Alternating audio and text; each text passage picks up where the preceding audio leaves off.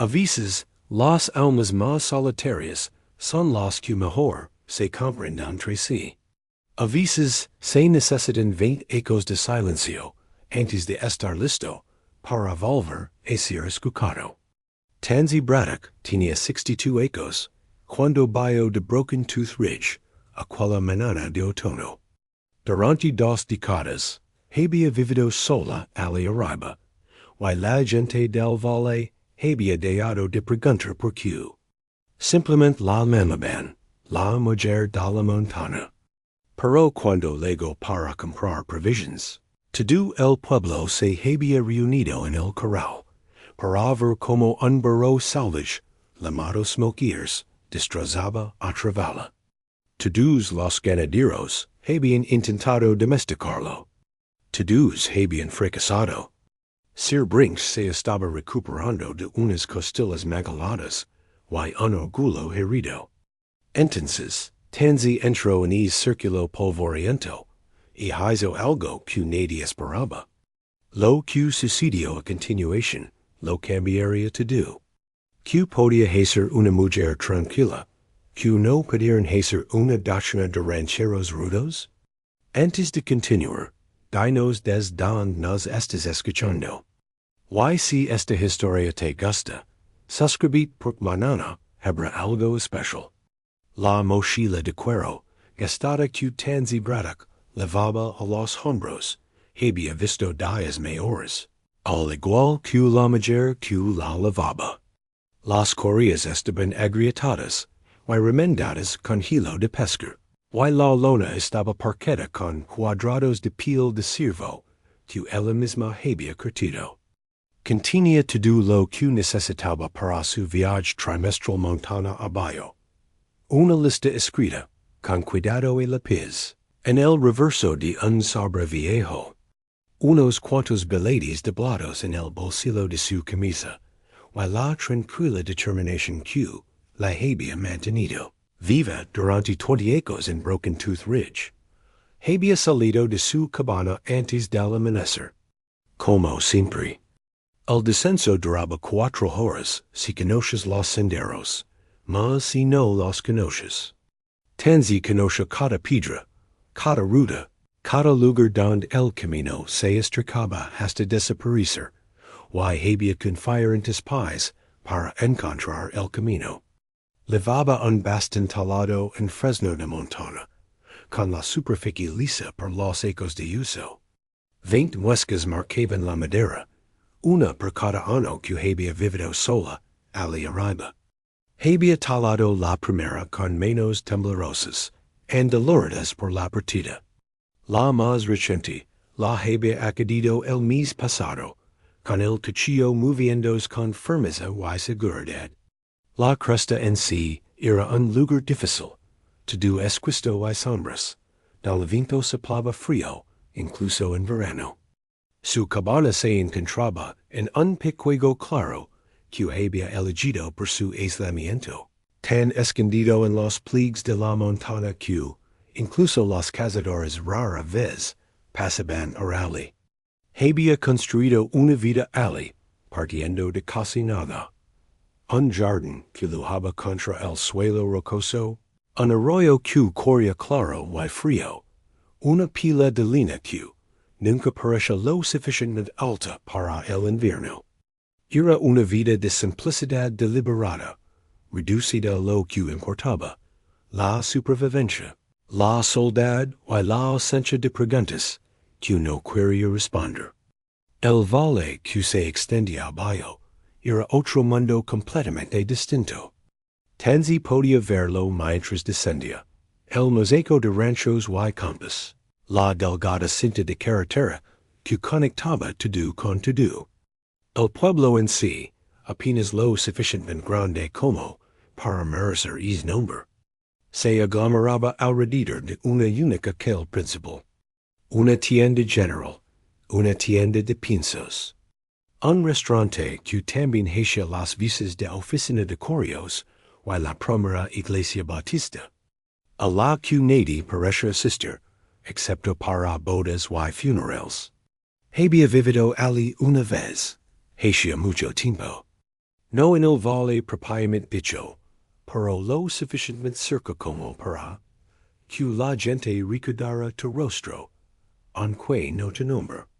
Eso fue antes de que te convertiras en la mujer de la montaña, antes de marcharte, antes de que sucediera lo que hizo necesario marcharse. Entonces te llamaban de otra manera, pero esa mujer ya no existía.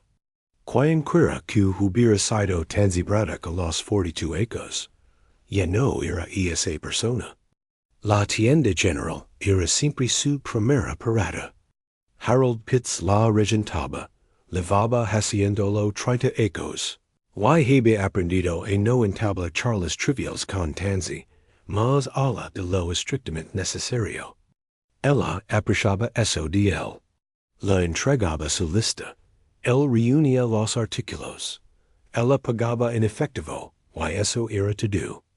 Sin comentarios sobre el tiempo, sin preguntas sobre cómo se las arreglaba sola, al arriba, sin miradas de lástima, solo negocios. Pero hoy, al doblar la última curva antes de llegar al pueblo, noto algo diferente. La habitual tranquilidad de media mañana se vio interrumpida por unas voces. Muchas voces, todas procedentes de la dirección del corral del pueblo. Tansy se detuvo, con una mano en su bastón, escuchando. Voces de hombres, en su mayoría elevadas en ese tono particular, que significaba emoción o problemas. Probablemente ambas cosas. Debería haber ido directamente a la tienda. Debería haber mantenido la cabeza gacha, haber hecho lo que tenía que hacer, y haber regresado a la montaña, antes de que alguien se diera cuenta de que estaba allí. Era el acuerdo, tachido, pero entendido. Ella no les molestaba. Ellos no la molestaban a ella. Pero la curiosidad era difícil de ignorar, especialmente cuando habías pasado 20 ecos sin más compañía que tus propios pensamientos. El corral se encontraba a las afueras del pueblo, un recinto extenso de valas de pino desgastadas que habían visto días mayores. Cuando Tansy se acercó, pudo ver al menos a 2 docenas de personas reunidas a su alrededor. Más gente de la que había visto en un solo lugar en ecos. Todos miraban algo dentro del corral, con la atención fija y la intensidad de los espectadores de una pelea de boxeo. Se abrió paso hasta el borde de la multitud, cuidando hechos para no llamar la atención. No le resultó difícil. La gente veía lo que esperaba ver. Y nadie esperaba que la mujer de la montaña apareciera de repente en una reunión del pueblo. Dentro del corral, un hombre se levantaba del suelo, con el polvo cubriendo sus vaqueros y la parte trasera de su camisa. Tansy lo reconoció, incluso desde la distancia. Calder Brinks, el ganadero más destacado del val, un hombre que había construido su reputación sobre la terquedad y la negativa a admitir la derrota.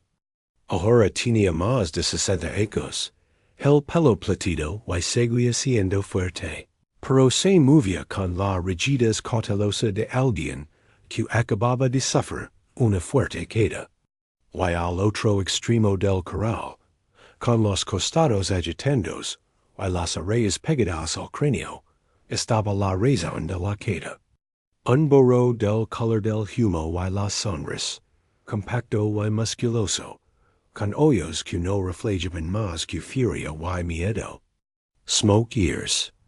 Murmuró alguien cerca de Tansy. Es maldito animal acabara matando alguien. La mujer que estaba a su lado, asintió.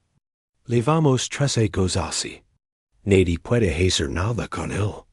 Es el quinto hombre que lo intenta este mes. Tansy observa como Calder lleva hacia la vala, con una mano presionando sus costillas. Su rostro estaba tenso por el dolor y por algo más, tal vez vergüenza o rabia per su propio fracaso. Otros hombres se apresuraron a ayudarlo, a atravesar la valla, con voces que mezclaban preocupación, y en alivio apenas disimulado, por no haber sido ellos los que estaban allí. Deberíamos sacrificarlo. Dio alguien.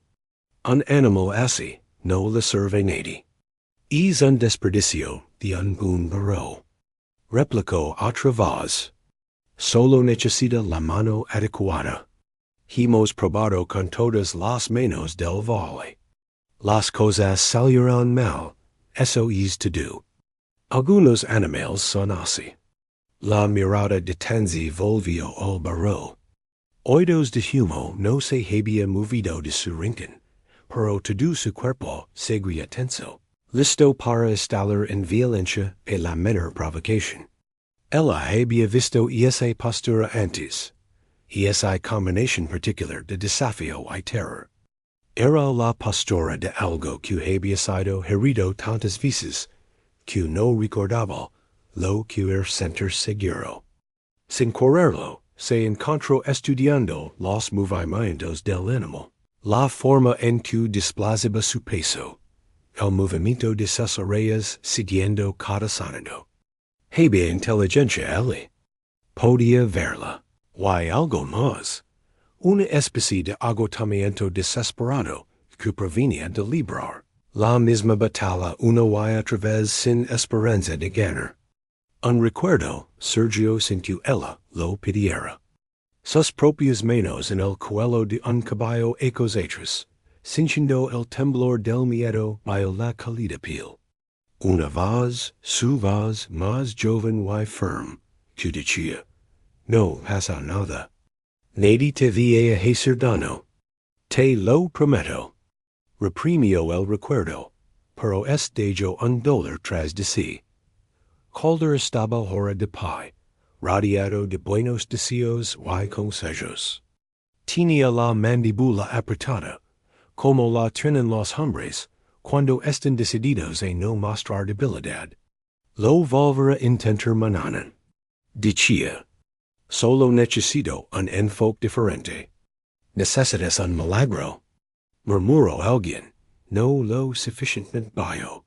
Tanzi se ajustó la mochila en los hombros, preparándose para marcharse. Esto no era asunto suyo. Los problemas del pueblo no eran sus problemas. No lo habían sido durante 20 años. Tenía que comprar provisions, y le esperaba un largo camino.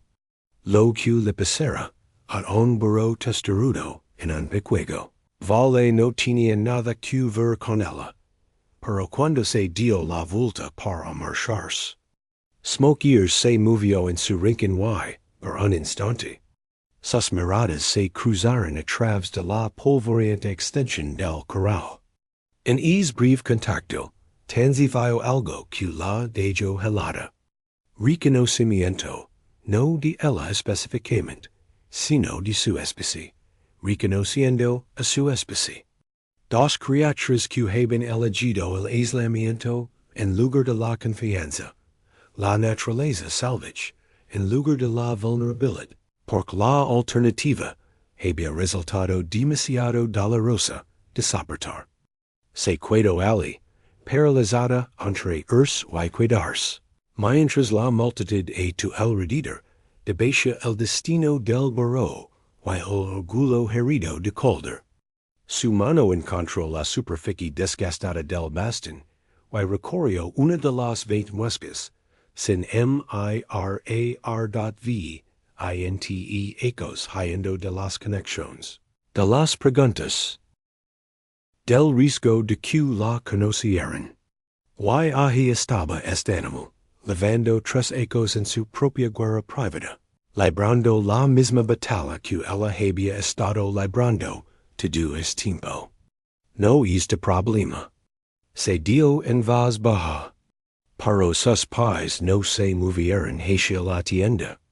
En cambio, en contra de todos los instintos que la habían mantenido a salvo y aislada durante 2 décadas, Tanzi Braddock se encontró acercándose a la valla del corral. Sin apertar los hoyos del burro color humo. Q estaba tan atrapado por su miedo, como ella, lo había estado por el sayo. El ranzel roto colgaba de un post de la vala, como una bandera de batalla, con las fibras de la cuerda deshilachadas y rotas, por don smoke ears, lo había partido durante una de esas fugas. Tanzi canto otros tres esparcidos por el corral, cada uno de ellos, como prueba de otro intento fallido de controlarlo. La acumulación de equipo roto contaba una historia por sí sola, una historia de fuerza contra fuerza, sin nada que mostrar más que daños en ambos bandos. Observa como Calder rechazaba la ayuda de dos hombres más jóvenes, despidiéndolos con una mueca. Su orgullo estaba más herido que sus costillas. Cualquiera podía verlo. Había construido su reputación sobre la base de ser capaz de manejar cualquier animal, domar cualquier caballo, manejar cualquier situación con la sola fuerza de su voluntad. Pero la voluntad por sí sola no funcionaba con smoke ears, y es fracaso pasaba sobre Calder como una losa.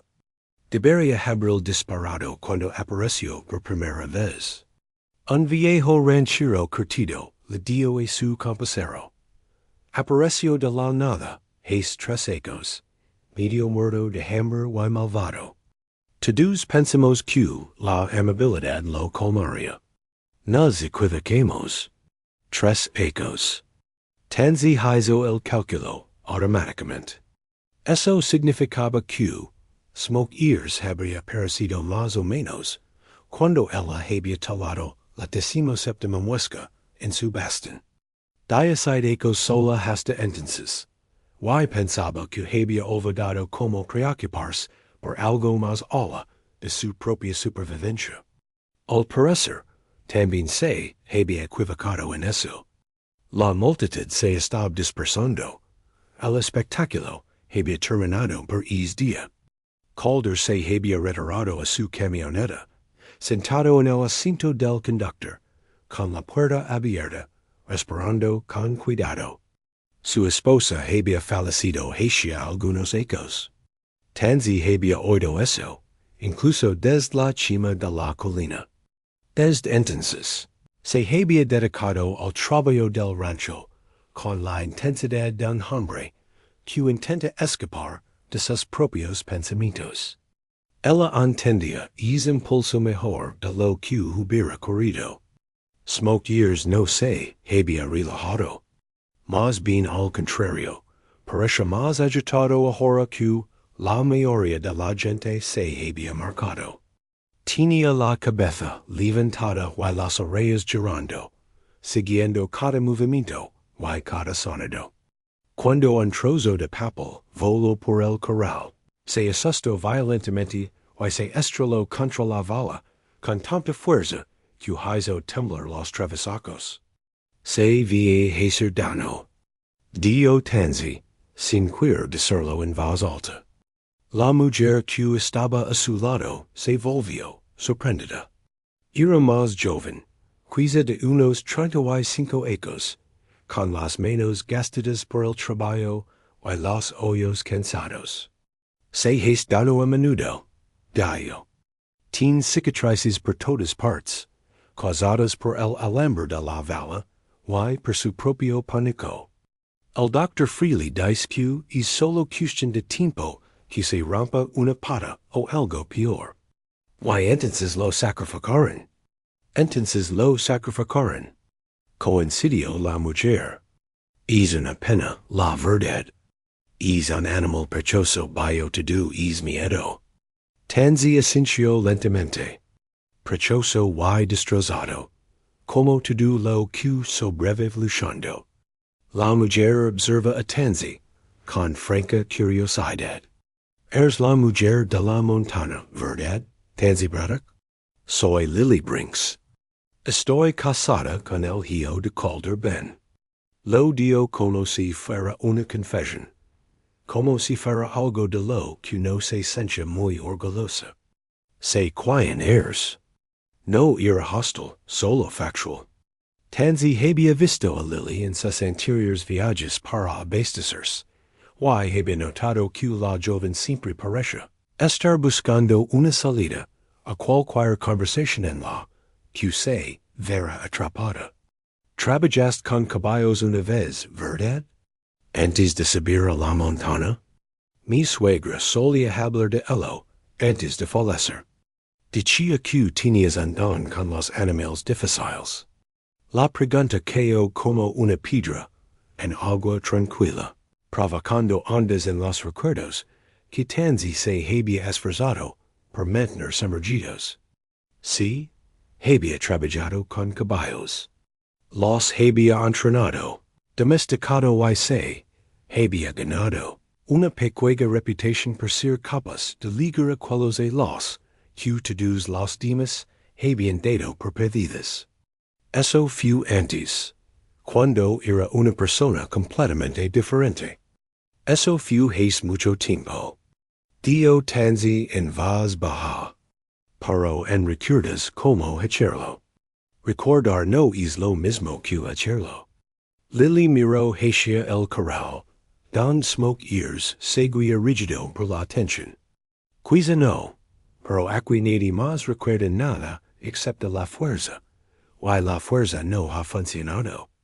Antes de que Tanzi pudiera responder, la voz de Calder atravesó el espacio que les separaba. Lily, creía que Ben te esperaba en casa. No había calidez en ella, solo adorated. Los hombros de Lily se tensaron inmediatamente, while le dirigió a Tanzi una mirada de disculpa, antes de dirigirse hacia su suegra. Tanzi observa el intercambio, la irritación apenas disimulada del hombre mayor, la cautelosa diferencia de la mujer más joven, y vio otro tipo de cautiverio, tan real como los barrettes de madera del corral. Debería ser, a leer de ahora mismo, ir a la tienda, comprar lo que necesitas, y desaparecer de vuelta a la montaña, donde perteneces. El burro no es tu responsabilidad. Los problemas del pueblo no son tus problemas. Has pasado 20 años aprendiendo a no preocupar por las cosas, y se te da muy bien. Pero sus pies la llevaron más cerca de la valla del corral, en lugar de alejarla de él. Sus manos encontraron la madera rugosa del travesaco superior, y se quedó allí, simplemente mirando. Smoke Ears la observaba, con todo su cuerpo convertido en un signo de interrogación de sospecha. ¿Estás pensando en intentar algo? Se volvió y vio a Calder de pie, a unos metros de distancia, con un brazo rodando sus costillas. De cerca, podía ver las líneas de dolor alrededor de sus ojos, la frustración grabada en la expresión de su boca. No, dijo Tanzi. Solo estoy mirando. No vale la pena mirarlo. Los animales no tienen valor. Esta asustad, la expresión de Calder se endureció. ¿Es malo? Hay una diferencia, ¿no? Tanzi mantuvo la voz firme, neutra. Desde mi punto de vista, el miedo y la maldad se parecen bastante cuando llevan mucho tiempo presentes. Ahora eres una experta. La pregunta tenía un tono cortante, agudo, con el orgullo herido. No, solo soy alguien que sabe cómo es el miedo. Se quedaron en silencio un momento, ambos mirando al burro. Smoke Ears se había vuelto a arrastrar hasta la esquina, más alejada, lo más lejos posible de los humanos. Su respiración se había calmado un poco, pero sus músculos seguían tensos, listos para llorar o luchar. He intentado ser paciente. Dio ser finalmente. He probado con golosinas, con un trato suave. He probado todo lo que dicen los libros. Nada funciona. Solo se vuelve más agresivo. Quizás por no confía en que la paciencia vaya a durar. Quizás está esperando el momento en que te rindas con la suavidad y vuelvas a la fuerza. Sir apretó la mandíbula. ¿Crees que te lo harías mejor? Era un desafío. Puro y simple. Tanzi lo reconoció como lo que era. Una prueba, un reto, una forma de Sir recuperar cierto control, demostrando que una secuera legendaria. Mujer de las montañas podía tener éxito, don había fracasado. Debería decir que no. Debería aliarse del cebo, de la trampa, de toda la situación. Pero algo en la postura de Smoke, en la desesperada ferocidad de su miedo, despertó en ella. Algo que 20 ecos de aislamiento no habían logrado matar del todo. No lo sé, dijo con sinceridad, pero creo que el enfoque que estás utilizando lo está empeorando, no mejorando. Ya no está luchando contra ti. Está luchando contra la expectativa de que la harás dado. Y la expectativa es mucho más difícil de superar que la simple terquedad. Entonces, ¿qué harías de manera diferente? Tanzi se ajustó la mochila, cinchando su peso. El peso de sus propios ecos, acumulados de vida. Dejaría de intentar doblegarlo. Dejaría de tratarlo como un problema que hay que resolver. Simpl, Hizo una pausa, buscando las palabras adecuadas. Simplemente estaría presente con él. Sin agenda, sin plazos, solo dos seres vivos en el mismo espacio. Ninguno intentando controlar al otro. Sir resolvió. Eso no es entrenar. Eso es quedarse parado. Quizás, pero quedarse parado no ha hecho daño a nadie todavía. El ranchero la estudió con los ojos entrecerrados, sopesando algo. Finalmente, dijo, ¿quieres intentarlo? Adelante, pero cuando te tire al suelo, como ha hecho con todos los demás. No esperes compasión. Tanzi lo miró durante un largo momento, y luego volvió a mirar a Smoke. Ears. Todo en ella que había aprendido a sobrevivir sola, le gritaba que se negara. Que mantuviera la cuidadosa distancia que la había protegido durante tanto tiempo. Pero había otra voz, más suave, casi olvidada. La voz de la mujer que había sido antes de que el dolor la llevara a la montaña. Esa mujer creía en la posibilidad de la curación. Creía que incluso las criaturas más donadas podían aprender a confiar de nuevo si alguien era lo suficientemente paciente, lo suficientemente presente y lo suficientemente dispuesto a esperar. Está bien. Se oyó decir. Lo intentar. Sir arqueó las cejas. Era evidente que no esperaba que aceptara. ¿Cuándo? Ahora. Ahora. ¿No quieres pensarlo? Vuelve mañana con un plan. Tanzi se ajustó la mochila una vez más, y luego le dejó con cuidado al pie de la vala.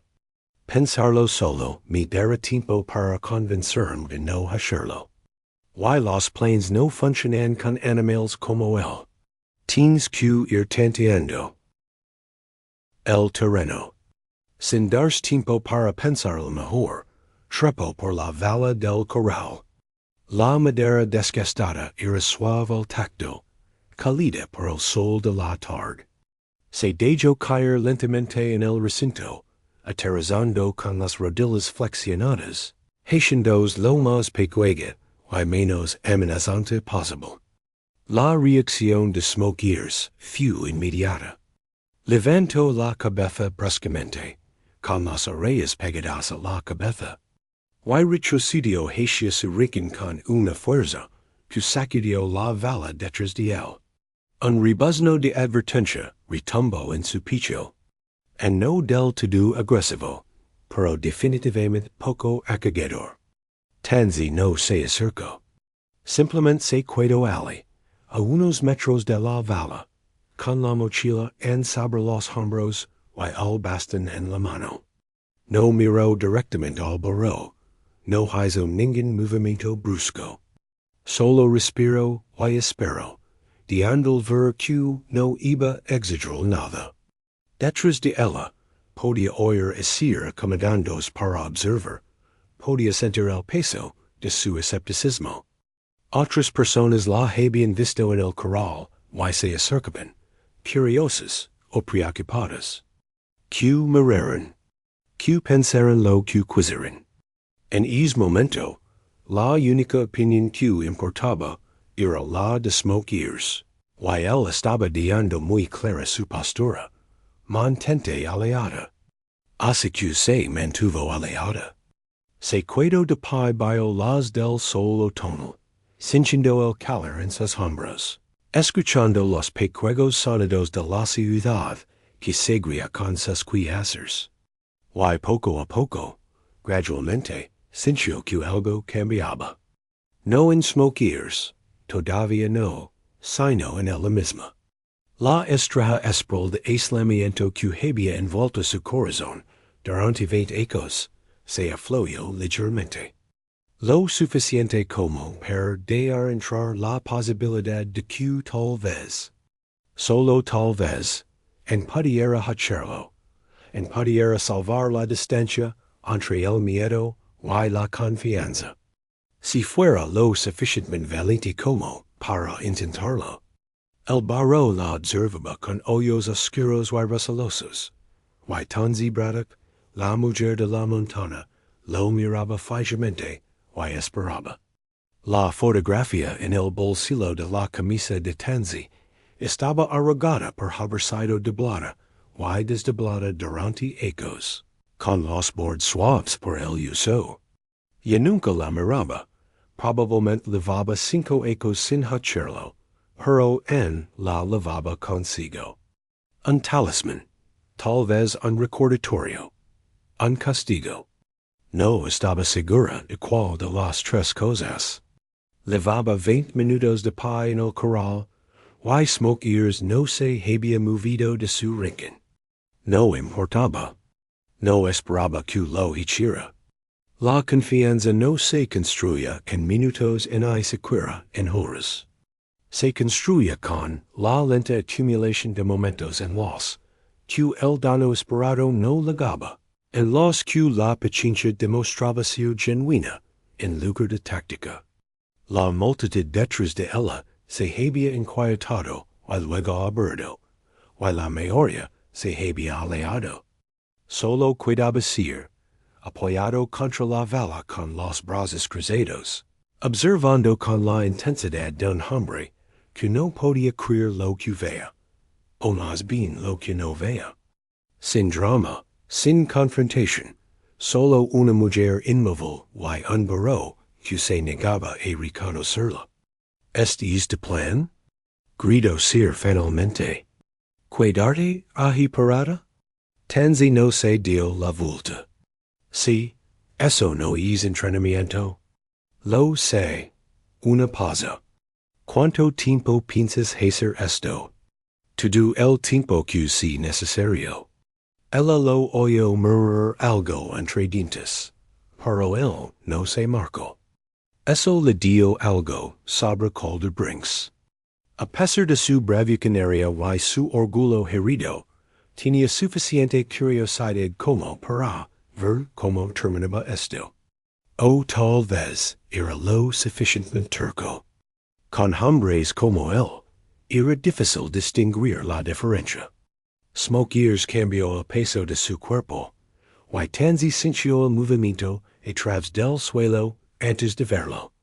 Sus orejas se movieron hacia adelante solo por un segundo, y luego volvieron a su lugar. A modo de prueba, ella mantuvo la respiración estable y la postura relajada. Nada en ella indicaba una amenaza. Nada en ella indicaba control. El sol se movía por el cielo. Las sombras se alargaban. Las piernas de Tanzi comenzaron a doler por estar parada, pero no cambió de posición. Este era el trabajo, no la parte emocionante, no el momento decisivo, sino la paciencia lenta y agotadora, tu presidia a todo cambio significativo. Había olvidado que en la montana, cuando tu única compañía eras ti mismo, no necesitabas paciencia. No necesitabas esperar o la confianza o la conexión. Simplemente existías día tras día en el silencio resonante de tus propios pensamientos. Un recuerdo afloró sin que lo pidiera, la voz de su hija llena de emoción. Mamá, Mera. Li han sonado a copper, a hacer una reverencia. Atanzi se le encogió el pecho. Intento apartar el recuerdo, pero se aferró como la niebla matinal. Copper era una yegua castaga, dócil y deseosa de complacer. Nada que ver con smoke ears. Pero principio era el mismo. Recompensar los pequeños pasos. Celebrar las pequeñas victorias. Nunca pedir más de lo que el animal estaba dispuesto a dar. Su hija lo había entendido instintivamente, y había abordado el entrenamiento con una alegría y una paciencia que Tanzi había intentado imitar. Emma. Tu hija se llamaba Emma, y nunca lo decía en voz alta. Hacía ecos que no lo hacía, pero a veces resonaba en su mente como una campana que no dejaba de sonar. Emma, que amaba los caballos y los mapas debiados a mano, y el aspecto de la escarcha en los cristales de las ventanas. Emma, que tenía 12 ecos cuando el autobús escolar perdió el control en una carretera helada. Tanzi obligó a su atención a volver al presente. El pasado era un lugar peligroso en el que vagar, especialmente ahora que necesitaba toda su concentración en el animal que tenía delante. Smoke ears bajó ligeramente la cabeza. No mucho, apenas perceptible, pero Tanzi lo notó. Sus orejas seguían hacia atrás, su cuerpo seguía tenso, pero el pequeño cambio en su postura lo decía todo. Empezaba a creer que ella realmente se cuidaría ali, que realmente no te impediría, ni te prisionaría, y ni te exigiría nada. Te veo, dio en voz baja. No exactamente a ti, ni exactamente a sí misma. Sé lo que es sufrir, tanto que no puedes imaginar de que nadie se acerque lo suficiente como para volver a hacer daño. La oreja del burro se movió al oír su voz, pero no salió corriendo. Un pequeño avance. Detrás de ella, Calder cambió de posición, y la vala crujió. Smoke ears se tensó inmediatamente, levantó la cabeza, y se encogió. Tanzi seguía sin moverse. Lo siento, murmuró Calder. Había olvidado lo asustadizo que es. No es asustadizo. Es vigilante. Hay una diferencia. Desde aquí parece lo mismo. No lo es. Dio Tanzi en voz baja y tranquila. Asustarse es una reacción exagerada ante cosas inofensivas. Estar alerta es una respuesta razonable a un mundo que ha demostrado ser peligroso. No está siendo irracional. Está siendo inteligente. Otro largo silencio. Entonces realmente crees que se le puede domesticar? Creo que puede aprender que no todo el mundo es una eminencia. Si eso es lo mismo que domesticarlo, no lo sé. La tarde avanzaba. En algún momento, Harold de la tienda general se acercó para ver qué pasaba. Tanzi lo oyó hablar con Calder en voz baja. Oyó mencionar su nombre. Los ignoró a ambos. Todo su mundo se había reducido a este corral, este animal, a este frágil hilo de posibilidad que se extendía entre ellos. Smoke ears dio un paso adelante. Solo uno, vacilante y incierto, pero un paso al fin while se vio, while luego otro. Todavía estaba a 6 metros de distancia. Todavía dispuesto a salir corriendo. Pero se estaba acercando a ella, en lugar de aliarse. Y eso significaba algo. El corazón de Tansy se aceleró, pero se obligó a permanecer quieta. Era el momento crucial, el momento en el que la mayoría de la gente intentaría prever el progreso.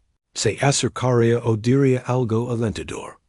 Pero esos eran impulsos humanos, deseos humanos de resolución y avance.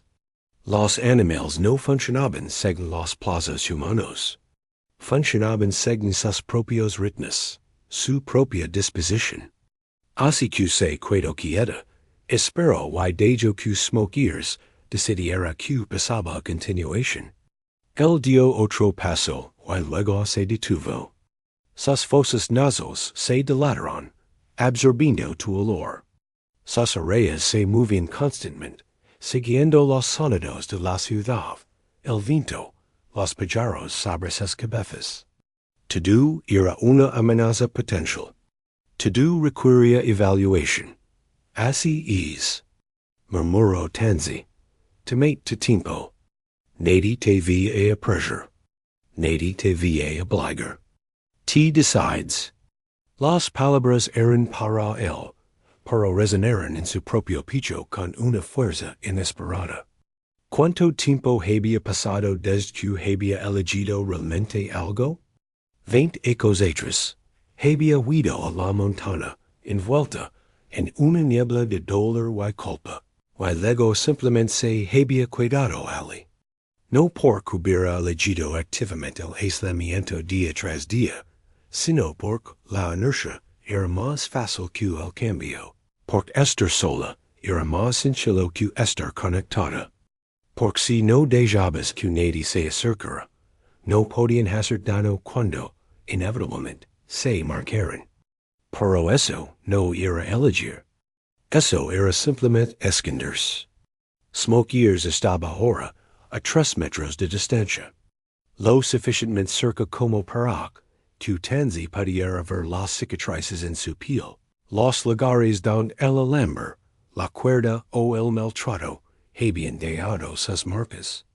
Lo suficientemente cerca como para ver la inteligencia en sus ojos y el miedo, y debajo de ambos, enarrado tan profundamente que la mayoría de la gente nunca notaría algo que podría haber sido esperanza. Su garganta se tensó inesperadamente. Cuando había sentido esperanza por última vez, esperanza real, no solo la sombría determinación de sobrevivir otro invierno. El burro se detuvo a metro y medio de distancia. Era lo más cerca que podía acercarse, al menos por hoy. Todo su cuerpo temblaba por el esfuerzo de vencer su instinto de cuidarse, cuando todo en él quería huir. Bien, dio Tansy en voz baja.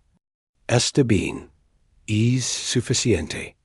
Muy lentamente, se agachó para sentarse con las piernas cruzadas en el suelo. El movimiento hizo que Smoke Ears se estremeciera, pero no salió corriendo. Dejó su bastón a su lado, al alcance de la mano, pero sin que resultara amenazante. Luego se limitó a sentarse, sin mirarlo, sino más allá de él, dando el espacio para estar cerca de ella, sin la presión de una atención directa. El sol ya estaba brillando, pintando todo de tonos ámbar y dorados. El estómago de Tansy le recordó que no había comido nada desde el amanecer, y que tenía las piernas entumecidas de estar tanto tiempo de pie. Pero nada de eso importaba. Lo que importaba era el burro salvaje, estaba a metro y medio de distancia, que quizá por primera vez en 3 ecos había decidido no huir. Detrás de ella, oyó la voz de Calder, más tranquila que antes. Que me parta un rayo. Tansy no respondió. Se limitó a sentarse en el polvo del corral, Cinchando el peso de la fotografía en su bolsillo. Cinchando el dólar de un antiguo peso, y una nueva posibilidad entremezclados en su pecho. Y respiro, espero y deseo que, al día siguiente smoke ears recordará este momento, este pequeño y frágil momento, en el que algo nuevo se hizo posible. La brida que Tanzi trajo de la montana al día siguiente era vieja, pero estaba muy bien cuidada. El cuero estaba suave por ecos de cuidadoso engrasado. Las vacas eran suaves y delicadas. Nada que ver con el equipo espero, que colgaba en la tienda general. Lo había guardado hacía 20 ecos, diciendo de ti misma que nunca lo volverías a necesitar, diciendo muchas cosas que estaban resultando ser menos ciertas de lo que creías. Llegaste al corral justo después del amanecer, antes de que la memoria de la ciudad se despertara. La tranquilidad te venía bien. Significaba que no había público, en hay prisión, en hay brinks, mirando con su mezcla de escepticismo y curiosidad a regañadientes. Smoke Ears estaba esperando en su rincón habitual. Pero algo había cambiado. Cuando Tanzi saltó la vala, él no eco las orejas hacia atrás. No se preparó para ir. Solo observa. Alerta, sí, cauteloso. Por supuesto. Pero no con la mirada tan salvaje como era. Buenos días. Dio Tanzi en voz baja, sentándose en el suelo en el mismo lugar que antes. La brida yacha sobre su regazo, claramente visible, pero sin parecer amenazante. Te he traído algo para enseñarte. Sin prisión, solo para que lo ves, lo huelas, te acostumbres a tenerlo cerca. Sabía que hablar con los animales no significaba que entendieran las palabras. Pero el tono importaba, el ritmo importaba. El hecho de hablar con calma le beneficiaba tanto a ella como a él. La mantenía centrada, le impedía precipitarse. Evitaba que su nerviosismo humano se filtrara en el espacio entre ellos. Smoke Ears se acercó 3 pasos más que ayer. Ahora estaba a 2 metros, quizá 2 metros y medio. Estiró el cuello, movió las fosas nasales, tratando de captar su olor y el olor del cuero. Tanzi levantó lentamente la brida, le sostuvo en alto para que él pudiera verla claramente, y luego la volvió a dejar en el suelo. Sin movimientos bruscos, sin trucos, solo, aquí hay una cosa. Esto es lo que tengo. Puedes mirar o no mirar, te decides. Las orejas del burro se movieron hacia adelante. Ahora, genuinamente curioso. Dio otro paso. Así es. Murmuró Tanzi. No hay nada que temer, solo cuero viejo y metal. Probablemente hull a polvo y amontada. Quizás un poco a mí, ya que lo he estado lavando. Otro paso. Ahora 2 metros. El recuerdo fue más nítido esta vez, más difícil de apretar. Emma, en el establo, sosteniendo una brida a contraluz, examinando las costuras con la intensidad que ponía en todo. Mamá, ¿por qué algunas bridas tienen estos rizos en los lados? Se llaman anillas carico. Te dan un mejor control, pero hay que tratarlas con cuidado. Todo se trata de ser delicado, ¿no? ¿Con los caballos? Sí, con la mayoría de las cosas, en realidad. Emma había sonreído ante eso, con todo el rostro iluminado por la comprensión.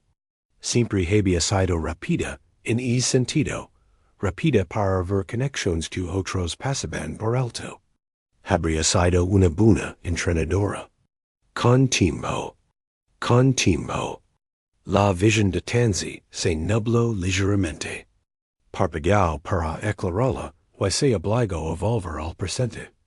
Smoke years estaba ahora, un metro y medio de distancia, lo suficientemente cerca como para tocarlo si extendía la mano. No lo hizo. El sol subió más alto. Los sonidos de la ciudad comenzaron a filtrarse.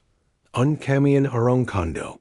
Los que se respondían, el timbre de la puerta de la tienda general. Sonidos normales de la vida normal. El tipo de sonidos que Tanzi había eliminado de su mundo tan a fondo que casi había olvidado lo que se sentía al existir en medio de la gente. El ruido, la conexión. Smoke years bio la cabeza hasta que su hocico quedó a pocos centímetros de la brida. Olfateo profundamente. Luego resopló y volvió a olfatear. Probando, aprendiendo. No te hará daño. Dio Tanzi, te lo prometo. No estoy aquí para hacer daño. Solo estoy ... Se detuvo, sorprendida por lo que estaba a punto de decir. Solo estoy aquí para comprender, y quizá para que ti me comprendas a mí. Los hoyos oscuros del burro se encontraron con los sayos. Durante un largo momento, simplemente se miraron. Dos criaturas donadas, que habían sobrevivido, negándose a mostrarse vulnerables. Ahora sentadas en el polvo de un corral al amanecer. Dando los primeros pasos tentativos hacia algo, para lo que ninguno de los dos tenía nombre. Entonces Smoke years hizo algo que dejó a Tanzi sin aliento. Extendió el hocico y le tocó la rodilla. Solo un susurro de contacto, apenas perceptible, y luego desapareció. Pero había sucedido.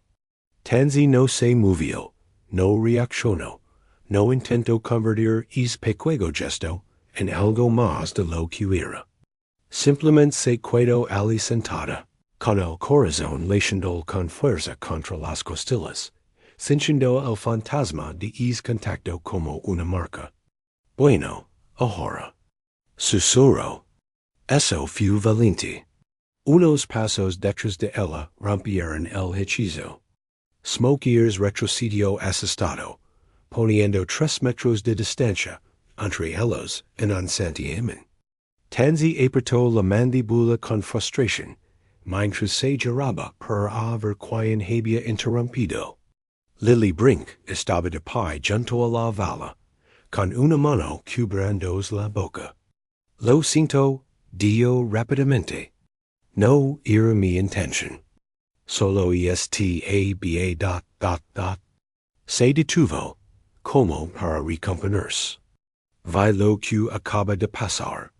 Te toca, ¿verdad? Preguntó Tanzi, levantándose lentamente y sacudiéndose el polvo de los vaqueros. Y ahora tendremos que volver a empezar.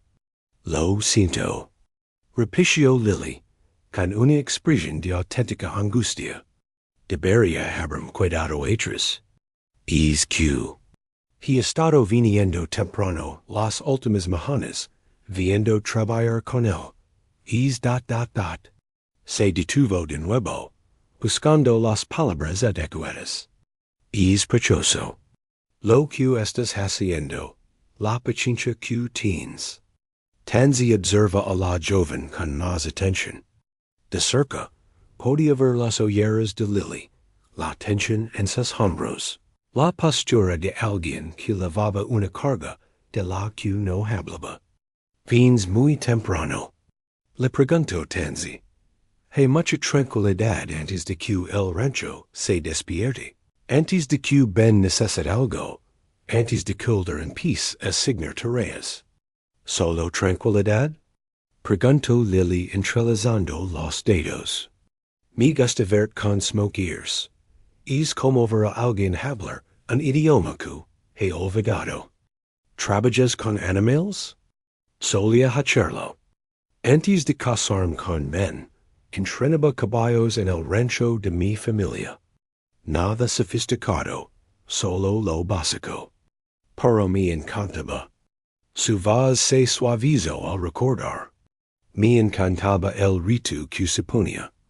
La forma en que tenías que aceptar a cada animal tal y como era, no como te querías que fuera. ¿Qué pasó? Preguntó Lily con expresión ligeramente chorrada. La familia de Ben cree que las mujeres no deben trabajar en un rancho. Al menos, no en un rancho de verdad. Calder dice que no es apropiado.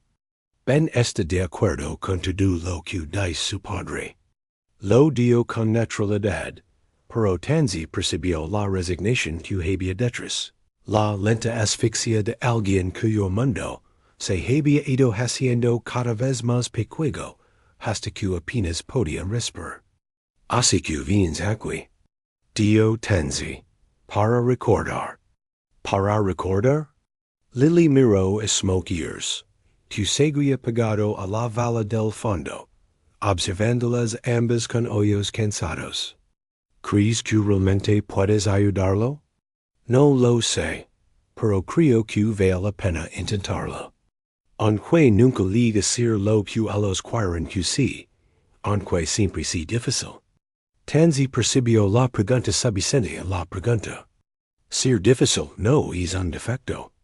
A veces es la única respuesta razonable a una situación irrazonable. Los ojos de Lily se encontraron con los de ella, agudos y inquisitivos. Luego asintió lentamente, como si Tansy hubiera confirmado algo que ella había estado pensando, pero no se había atrevido a decir en voz alta. Debería dio Lily, antes de que Ben se pregunte dónde estoy. Pero, ¿puedo volver mañana? Quizás solo para mirar. No es mi corral. No necesitas mi permiso. Lo sé, pero te lo pido de todos modos. Había algo en la petición que conmovió a Tansy, a pesar de su buen juicio. Un reconocimiento, tal vez la sensación de que Lily estaba pidiendo algo más que permiso para observar cómo se domesticaba a un burro. Ven cuando quieras. Dio Tansy, cuanto más temprano, mejor. Hay menos distracciones. El rostro de Lily se iluminó con una sonrisa que la transformó. La hizo parecer más joven y menos agobiada. Gracias. De verdad, gracias. Se marcó rápidamente, mirando atrás una vez antes de desaparecer tras la esquina de la tienda. Tansy la vio alejarse, sintiéndose extrañamente inquieta. Había bajado de la montaña para comprar provisions de alguna manera. Había terminado no solo trabajando con un burro traumatizado, sino también convirtiéndose en Q, una confidente, una mentora. Ninguno de los dos papeles le resultaba cómodo. Ambos le parecían peligrosos de formas que no sabía definir. Se volvió hacia el corral. Smoke Ears seguía pegado a la vala del fondo, pero sus orejas estaban de nuevo hacia adelante, siguiendo sus movimientos.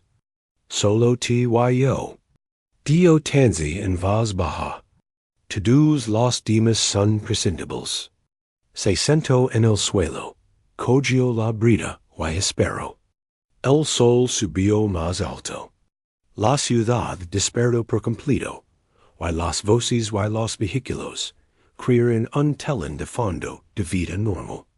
Y lentamente, con cuidado, Smoke Ears comenzó el largo viaje de regreso a través del corral. Atraído por algo que no podía nombrar, pero al que no podía resistirse. La atracción de alguien que entendía que la curación no se podía apreciar, solo invitar.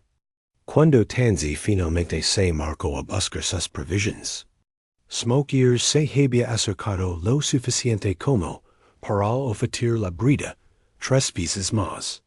Ella había logrado pasar un dedo por el flequillo. Solo por un segundo, lo suficiente para sentir el pelo áspero y el caler que había debajo, antes de que él se hallara bailando de nuevo. Progreso. Pensó, cargando su mochila para del largo camino a casa. Pequeño, difícil, imperfecto progreso. La fotografía que llevaba en el bolsillo parecía pesar más de lo habitual, mientras subía de nuevo hacia Broken Tooth Ridge. Se detuvo a mitad de camino, jadeando, y la seco. La miró por primera vez en Hechos. Emma le sonreía desde el papel arrugado, con los dientes separados y los ojos brillantes, de pie junto a copper con una manita en el cuello del alcalde. En la foto tenía 10 ecos. 2 ecos antes. Tansy la dobló con cuidado y la volvió a guardar en su bolsillo. Mañana volvería a bailar. Mañana lo intentaría de nuevo. Mañana tal vez Smoke Ears la dejaría tocarlo durante más de un latido. Y tal vez, solo tal vez, descubriría, por tu ayudar a un burro herido, le pareció lo primero realmente importante que había hecho en 20 ecos. El debullo a lápiz se había caído de la mochila de Tansy cuando la dejó demasiado rápido, y, cuando se dio cuenta, Lily ya lo estaba recogiendo. El rostro de la mujer más joven se suavizó con una comprensión inmediata. Tenías una hija. Dio Lily en voz baja. No es una pregunta. El primer instinto de Tansy fue arrebatar el debullo, retirarse tras las murallas que había mantenido durante 20 ecos. Pero el tono de Lily no contenía lástima ni juicio, solo reconocimiento. Y de alguna manera, eso hacía más difícil desviarlo. Hace mucho tiempo, dio Tansy. Por fin. ¿Cuántos ecos tenía cuando debuyó esto? 6, quizás 7. La encantaba debullar montañas. Decía que parecían gigantes dormidos. Lily estudió el tosco boceto, una figura de palitos con la etiqueta mama, de pie junto a triángulos puntiagudos que representaban montañas, un cielo morado, hierba verde, un círculo amarillo para el sol con líneas que irradiaban como si estuviera gritando. ¿Puedo preguntar qué le pasó? ¿Y ahí estaba? La pregunta que Tansy había estado evitando durante 2 décadas. Podía volver a desviar la atención, coger el debullo y cambiar de tema, refugiarse en el cómodo silencio que la había protegido durante tanto tiempo. En cambio, se oyó decir, un accidente de autobús escolar, hace 20 ecos este invierno. Tenía 12 ecos. Las palabras salieron planas, sin emoción, pero Tansy les sintió como piedras en el pecho. No había dicho en voz alta la edad de Emma en ecos. No había hablado del accidente con otra persona desde que ni siquiera podía recordar, desde antes de la montana. Lily colocó con cuidado el debullo encima de la mochila de Tansy. Lo siento mucho. Todos lo sienten. Tansy no quería que sonara amargo, pero lo hizo de todos modos. Lo siento no cambió nada. No, supongo que no. Se quedaron en silencio, observando a Smoke Ears herger en un montón de heno. Tansy había convencido a Cedar para que lo diera en el corral. El burro, todavía asustado por los movimientos bruscos, seguía manteniendo una distancia cautelosa la mayor parte del tiempo. Pero había empezado a asociar la presencia de Tansy con la calma en lugar de con la amenaza. Pequeñas victorias. ¿Por eso fuiste a la montana? Preguntó Lily. ¿Por tu hija? Fue porque no podía soportar estar en un mundo en el que ella no estaba. Cada esquina lo recordaba. Cada niño en bicicleta. Cada autobús escolar que pasaba. Atanzi se le quebro la voz, pero seguio adelante. Why to do el mundo mi maraba como si estuviera rota, como si fuera frágil, como si pudiera hacer mágicos, si decían algo inapropiado. Así que me fui. Why to marido, to ex marido. El se quedó y intentó superarlo a su manera. Simpl. No pedimos lor, juntos nuestra perdida. Nos hundiamos el uno al otro, en lugar de ayudarnos a flotar. Hizo una pausa. Lo último que supe es que se volvió a casar. Espero que sí, feliz. De verdad. Lili asintió lentamente. El dólar es extrago. La forma en que te aísla, incluso cuando estás rodeada de gente que se preocupa por ti. Algo en su tono hizo que Tanzi la mirara más de cerca. Parece que sabes algo al respecto. Mi madre murió cuando yo tenía 19 años. Cáncer. Sabíamos que iba a pasar desde hacía meses, pero saberlo no lo hacía más fácil. Los dedos de Lili trezaron dibujos en la vala. Ben, yo, acabamos de empezar a salir. Él era. Bueno, eres sólido, estable, como un ancla en la tormenta. Así que cuando me pidió matrimonio un año después, dije que sí. Pensé que estaba eligiendo la seguridad. Pero la seguridad y la prisión pueden parecer muy similares desde fuera. La risa de Lili fue amarga. Ben no es cruel. Tampoco es frío. Simplemente son inflexibles en sus costumbres, sus creencias, su forma de entender cómo deben ser las cosas. He pasado días intentando encajar en un molde que no se ajusta, ¿y quién soy? Tanzi reconoció el dólar en esas palabras. Había sentido algo similar con su propio marido, después de la muerte de Emma.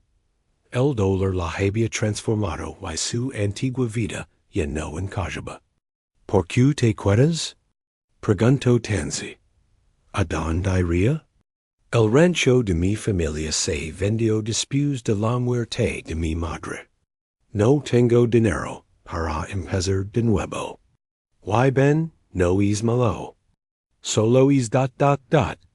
Se caló, buscando palabras que no le salían. Simplemente no es quien necesitas que sí. Sí. Lili pareció aliviada al haberlo expresado exactamente así. Antes de que Tanzi pudiera responder, la camioneta de Sir se detuvo junto al corral. Salió lentamente, todavía protegiendo las costillas lesionadas, y se acercó a ellas junto a la vala. Sus ojos se pasaron inmediatamente en smoke ears, evaluándolo. ¿Progresando? Preguntó. Un poco. Respondió Tanzi. Come sin mirar cada 30 segundos si hay alguna amenaza. Eso es algo. Para te dije acercar él. Lo suficiente como para que importe. Gruno Sir. Ben ha estado preguntando por barro. Quiero saber cuándo vamos a tomar una decisión sobre él. Lili apretó la mandíbula, pero no dio nada. ¿Qué tipo de decisión? Preguntó Tanzi, aunque yo lo sabía. Si seguir intentándolo o correr por lo sano. El animal no ha dado más que problemas durante 3 años. Ben cree que deberíamos venderlo a alguien a quien no le importa un proyecto. Hizo una pausa. O sacrificarlo si nadie lo quiera. No puedes. Dio Lili inmediatamente. No después de todo esto. No cuando Tanzi por fin está haciendo progresos. Los progresos no pagan las facturas ni reparan las balas. Dio Calder. Pero su tono era más suave con su nura que antes. Why, Ben tiene razón. Hemos invertido mucho tiempo y dinero en un animal que quizá nunca sea útil. ¿Útil? Repitió Tanzi. Eso es lo que importa, si es útil. La expresión decir, se endureció. Esto es un rancho en funcionamiento, no un santuario. Todos los animales deben ganarse el sustento. Why si no pueden, si están donados más allá de lo tu consideras aceptable, entonces tomamos decisiones difíciles. Eso es parte de la ganadería. Tan sencillo como la array se apoderaba de ella, ardiente y desconocida. Había pasado 20 años reprimiendo sus emociones, manteniendo toda distancia. Pero estar allí escuchando decir hablar de smoke ears, como si fuera un equipo averiado, en lugar de un ser vivo, toca algo muy sensible en ella. No está donado. Dio con voz baja y controlada. Está traumatizado. Hay una diferencia. Las cosas donadas no se pueden curar. Las cosas traumatizadas sí, si se les da la oportunidad. ¿Y cuánto dura esa oportunidad? Pregunto, sir. ¿Semanas? ¿Meses? ¿Ecos? ¿En qué momento admitimos la derrota? Cuando el animal nos lo diga. No cuando se nos acabe la paciencia. Se mirarán fijamente dos almas obstinadas encerradas en una discusión que, solo en parte, tenía que ver con el burro. Tanzi pudo ver algo titular en los ojos decir, tal vez reconocimiento, o vergüenza, o ambas cosas. Finalmente, él apartó la mirada. Te dar 2 semanas más. Después de eso, Ben tomará la decisión. Camino de vuelta a su camioneta con rigidez, y se marcó sin decir nada más. Lily soltó el aire que había estado conteniendo. Gracias por plantar el cara. No lo esperaba que me dieras las gracias. Lo sé, pero aún así. Lily hizo una pausa. Te respeta. Sé que nunca lo admitiría, pero es así. Tanzi no sabía muy bien qué hacer con esa información. Así que la archivó y volvió a centrar su atención en smoke ears. El burro se había acercado a la vela durante la discusión. Atraído por sus voces o quizá por curiosidad, se encontraba a unos 2 metros y medio de distancia, con las orejas hacia delante, observando. 2 semanas. Dio Tanzi en voz baja. Eso es lo que tenemos. ¿Es tiempo suficiente? No lo sé. Depende de lo que intentemos conseguir. Si el objetivo es que se comporte como un burro normal, probablemente no. Si el objetivo es ayudarlo a sentirse lo suficientemente seguro como para confiar, tal vez. Lily se quedó calada un momento. Entonces, ¿cómo es vivir sola en la montaña todo es tiempo? La pregunta pilló a Tanzi desprevenida. Tranquilo. Dio finalmente. Sencillo. Seguro. Solitario sí, pero solitario de una forma que puedes controlar. Es diferente a estar sola rodeada de gente. Lo entiendo. Dio Lily en voz baja. La mayoría de los días me siento sola en mi propia casa, rodeada de mi familia, y en así sola. Tanzi miró a la mujer, más joven y, se vio a sí misma, hace 20 años. Vio la desesperación, la sensación de estar atrapada, el anhelo de algo diferente, incluso cuando no se podía nombrar, que era algo. La montaña no es la respuesta. Dio Tanzi. Your ayuda al principio. Te da espacio para respirar, pero al final te quedas sola contigo misma.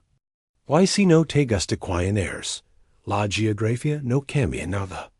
Pero te dio tiempo, ¿no? Para lograr tu perdida, sin que nadie te viera. Sí, pero también me permitió esconderme. Hay una diferencia entre sanar y esconderse. Y no estoy segura de haber descubierto cuál de las dos cosas estaba haciendo. Un pequeño ruido hizo que ambos se giraran. Smoke years se había acercado en más, lo suficiente como para que Tanzi pudiera tocarlo si extendía el brazo. No miraba directamente ninguno de los dos, pero toda su postura se había suavizado.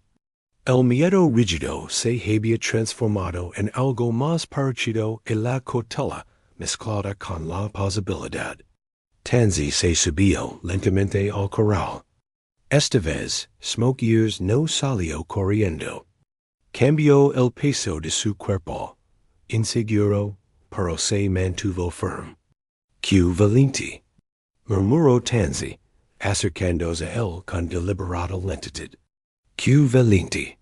Se detuvo a un metro de distancia, extendió la mano, con la palma hacia abajo, deseando verla, olerla, decidir.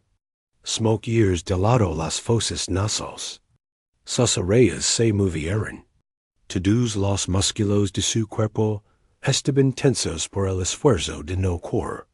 Y entonces, lentamente, con cuidado, como si le costara todo lo que tenía, estiró el cuello y tocó de palma con el hocico.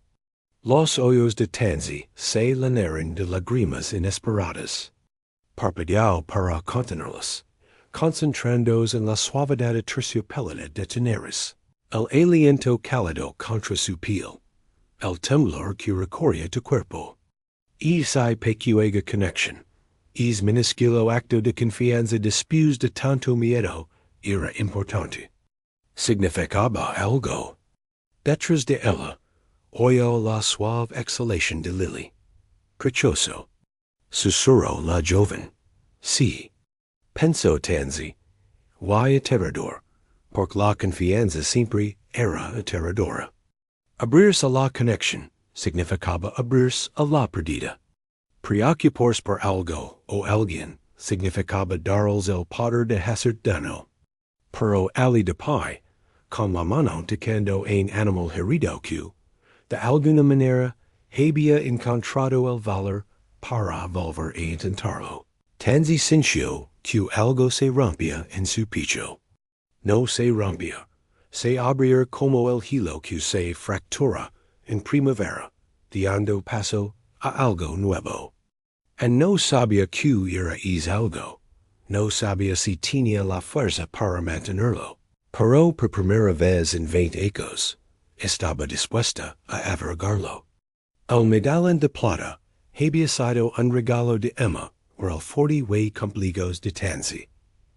Una elección infantil, dulce y sincera, de metal platido de una tienda de manualidades, con una cadena que le había dado el cuello ligeramente verde, hasta que la sustituyó por otra mejor. Dentro había dos pequeñas fotografías, Emma a los 8 años y Emma a los 11, ambas sonriendo con esa sonrisa con huecos entre los dientes, que le había encogido el corazón y tan cada vez que la veía. No había abierto el medallón en años. Lo llevaba debajo de la camisa, donde nadie podía verlo. Donde presionaba contra su esternón como un segundo latido. Un recordatorio, una penitencia, una forma de mantener a Emma cerca. Aunque estar cerca era lo último que Tanzi se había permitido con nadie en 2 décadas. Pero aquella noche, tumbada en su camarote, íntima y inquieta, se encontró desabrochando la cadena y sosteniendo el medallón en la palma de la mano.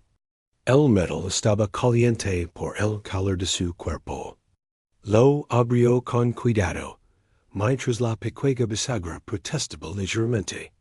Emma la miraba desde las fotografías, congelada para siempre en la infancia, para siempre a punto de convertirse en cualquiera que hubiera sido. Tanzi recorrió las imágenes con un dedo, sintiendo la suavidad del plástico protector, y se permitió recordar el día en que Emma le había dado el medallón. Estaba tan orgullosa. He ahorrado mi mesada durante 3 meses. Mamá, ¿te gusta? Me encanta, carico. Tienes que poner fotos dentro. Fotos mías para que siempre te acuerdes de mí. Nunca podría olvidarte. Pero Emma insistió. Eligió las fotos ella misma, y ayudó a Tansy a colocarlas en los diminutos marcos. Luego, con dedos cuidadosos, abracó el collar alrededor del cuello de Tansy. Ya está. Ahora siempre estaremos juntas. Siempre juntas. Tansy cerró el medallón y lo apretó contra su pecho, sintiendo como el dolor surge de forma aguda y repentina, como había sucedido 20 años atrás. No pensaría que el tiempo lo atenuaría, que suavizaría los bordes hasta que el dolor se volviera manageable. Pero el dolor no funcionaba así. Se ocultaba. Sí, se convertía en algo que no levaba consigo, en lugar de algo que lo levaba no. Pero nunca desaparecía del todo. Simplemente aprendía a esperar. Debió de dormirse en algún momento, porque la despertó el amanecer, con la luz del sol entrando por la única ventana de la cabana, y los pájaros cantando en los pinos. Se vistió automáticamente, cogió su mochila y empezó a bailar la montana, antes de que pudiera convencerse de no hacerlo. La nota estaba metida bajo un travesaco de la valla del corral, doblada una vez y sellada con una piedra. Tansy la encontró cuando luego justo después del amanecer, antes de que hubiera nadie más por allí. Sé quién eres. Reunid conmigo en la cafetería. Al mediodía. Ven sola. Sin firma, sin explicación. Solo esas dos frases escritas a mano que no reconoció. El primer instinto de Tansy fue ignorarla, quemar la nota y fingir que nunca la había visto. Pero la curiosidad y un frío hilo de miedo no se lo permitieron. Alguien lo sabía. Alguien había relacionado a la mujer de la montana con Cualquier, que hubiera sido antes, y querían hablar de ella. Pasó la mañana con smoke ears, tratando de concentrarse, pero su mente seguía divagando hacia la nota. ¿Quién la había encontrado? ¿Qué querían? ¿Se lo dirían al pueblo? ¿Difundirían su historia como un chisme? El burro notó su distracción. Estaba nervioso, más incierto de lo que había estado en días. Tansy se obligó a centrarse, a respirar, a estar presente. En la montana, había aprendido que los animales reflejaban tu energía. Si les transmites caos, ellos te devolvían caos. Lo siento. Le murmuró. Hoy no estoy centrada. No es justo para ti. Smoke ears la miró con esos ojos oscuros y comprensivos. Después de un momento, dio un paso hacia ella, luego otro, hasta que estuvo lo suficientemente cerca como para apoyar la barbilla en su hombro. El gesto fue tan inesperado, tan tierno, que a Tansy se le hizo un nudo en la garganta. Gracias. Susurró, levantando lentamente la mano para acariciar el cuello. Lo necesitaba. Al mediodía, salió del corral y se dirigió al restaurante. Su corazón latía con fuerza, y sus palmas sudaban a pesar del aire fresco del otoño. Se sintió expuesta como no lo había estado en años, como si el caparazón protector que había construido a su alrededor se estuviera agrietando, dejándola vulnerable a lo que fuera que viniera después. El restaurante estaba casi vacío. Solo había unos pocos lugareños tomando un desayuno tardío. Tansy lo vio inmediatamente. Colderbrinks estaba sentado en una mesa del fondo, con 2 tazas de café y sobre la mesa. Ella se detuvo en la puerta, confundida. «Ti, Él la indicó el asiento frente a él. Siente, per favor. Lament de Tanzi se aceleró. Colder. Él era quien lo había descubierto. Se acercó lentamente a la mesa, con todos sus instintos gritando que hiera. No estoy aquí para hacer daño. Dio él cuando ella se sentó. Why no pienso cantar, nada nadie. Solo necesitaba hablar contigo, en privado. ¿Cómo lo descubriste? Sentí curiosidad. Después de verte con smoke ears, quis entender que te hacía diferente. Así que indagué un poco. Sobre todo en archivos de periódicos antiguos. Me levo un tiempo en caer las piezas, pero encontré el informe del accidente. Encontré el nombre de tu hija. Encontré tu nombre como familiar más cercano. Hizo una pausa, con el rostro curtido y preocupado. Siento lo de Emma. Todo. A Tanzi le temblaban las manos.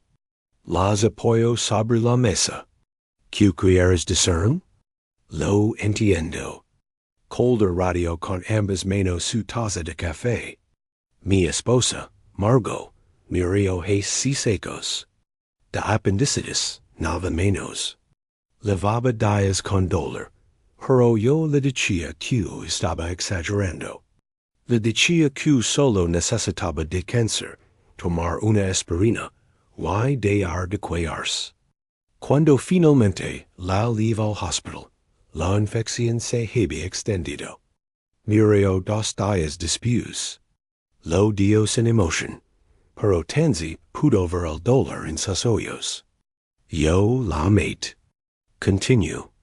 No con mis manos, sino con mi orgullo, mi terquedad, mi certeza de que yo sabía más que ella sobre su propio cuerpo. Levantó la vista, y miró directamente a Tanzi a los ojos. Así que cuando te veo trabajando con Isbaro, cuando veo la paciencia que tienes, la delicadeza, lo reconozco. Estás intentando salvar algo que antes no pudiste salvar. Igual que yo, he estado intentando demostrar que no soy el hombre que dejó morir su mujer porque era demasiado orgulloso para escoger. Tanzi sintió que algo cambiaba en su pecho. Por eso seguías desafiando. ¿Por eso pareces tan enfadado? No estaba enfadado contigo. Estaba enfadado conmigo mismo. Te bajas de esa montaña y hiciste que yo no pude hacer. Admites tu debilidad, pediste ayuda, mostraste vulnerabilidad. Y yo odiaba eso. Odiaba que fueras más valiente que yo. Se quedaron sentados en silencio durante un momento. Afuera, un camión pasó traquetindo. Alguien se rió en la cocina. Los informes del periódico. Dio Tanzi finalmente. ¿Qué decían? ¿Quieres la verdad? Quiero lo que hayas encontrado. Colder sacó una fotocopia doblada del bolsillo de su chaqueta y las hizo por la mesa. Esto es de la investigación. El conductor del autobús perdió el control sobre el hilo. Hay múltiples testigos. La patrulla de carreteras concluye que nadie podría haber hecho nada diferente. Fue un accidente, simple y lentamente. Las manos de Tanzi no le respondían lo suficiente como para desplegar el papel. Colder lo hizo por ella con delicadeza y lo giró para que pudiera leerlo.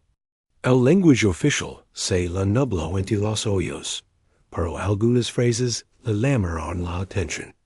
No se ha encontrado negligencia, circunstancias inevitables, no hay culpabilidad individual. Al final, una lista de testigos que declararon que las carreteras estaban imposibles de circular por el hilo, que el autobús había sido mantenido adecuadamente, que la madre de Emma había hecho todo lo correcto. Se había asegurado de que Emma estuviera en la parada a tiempo. La había preparado el almuerzo, y la había recordado, que se quedara sentada, hasta que al autobús llegara al colegio. Mi culpa mí misma. Susurró Tenzi. Debería haberla lavado yo ese día. Debería haberla dejado quedarse en casa. Deberías haber que predecir el futuro, controlar el tiempo. La voz de Calder era suave pero firme. Tenzi, he leído esto una docena de veces. No hay nada que pudieras haber hecho. Nadie podría haber hecho nada. Entonces, ¿por qué sigo sintiendo culpable? Porque eso es lo que es el dolor. Busca a alguien a quien culpar. Y cuando no hay nadie más, se vuelve contra ti. Se inclino hacia delante. Lo sé porque yo hago lo mismo. Repito esa semana con Margot una y otra vez. Cada momento en el que ignore su dolor. Cada vez que le digo que diara de quejarse. Y pienso que si tan solo la hubiera escuchado. Si tan solo hubiera sido diferente. Si tan solo, si tan solo, si tan solo. ¿Alguna vez se detiene? ¿El reposer? No. Pero se vuelve menos intenso, menos constante, especialmente si dejas entrar a otras personas. Si dejas de esconderte. Tenzi lo miró de verdad. Y vio el mismo agotamiento que ella lavaba, el mismo peso. Ti también te has estado escondiendo. Solo que de manera diferente a mí. Yo me he escondido detrás del trabajo, detrás de ser el ranchero duro, detrás de asegurarme de que todos me ven como fuerte, para que no ven lo que realmente soy. Un hombre que no pudo salvar a su esposa, y no puede perdonarse por ello. Entonces, ¿por qué me cuentas esto? ¿Por qué ahora? Caldera se recostó y suspiró. Porque ver con esbaro me ha enseñado algo. Ti la estás enseñando que el mundo no tiene por qué ser una amenaza constante. Que la confianza es posible. Que la curación real, comienza cuando dices que alguien ve tus heridas. ¿Y te quieres que yo diga que la gente ve las mías? Quiero que consideres que quizá 20 ecos son suficientes para esconderse. Que quizá Emma no quería que estuvieras en esa montana, castigándote por algo que no fue culpa tuya. La mención del nombre de Emma en boca de Calder debería haber parecido una violación. En cambio, le pareció un permiso, como si alguien finalmente dijera en voz alta lo que Tenzi había tenido demasiado miedo de pensar. Ya no sé cómo estar en el mundo. Admisión. No sé cómo estar con gente sin la montana entre nosotros. Entonces quizá deberías empezar poco a poco, como con oídos de humo. Paso a paso, momento a momento de confianza. Tenzi bio la mirada, hacia en forma, hacia las palabras, que la absolvieron de culpa. A pesar de que la culpa había sido su compañera constante durante 2 décadas. Una parte de ella quería recusarlo, insistir en que seguía siendo culpable, porque la culpa le resultaba familiar. La culpa le daba algo a lo que aferrarse.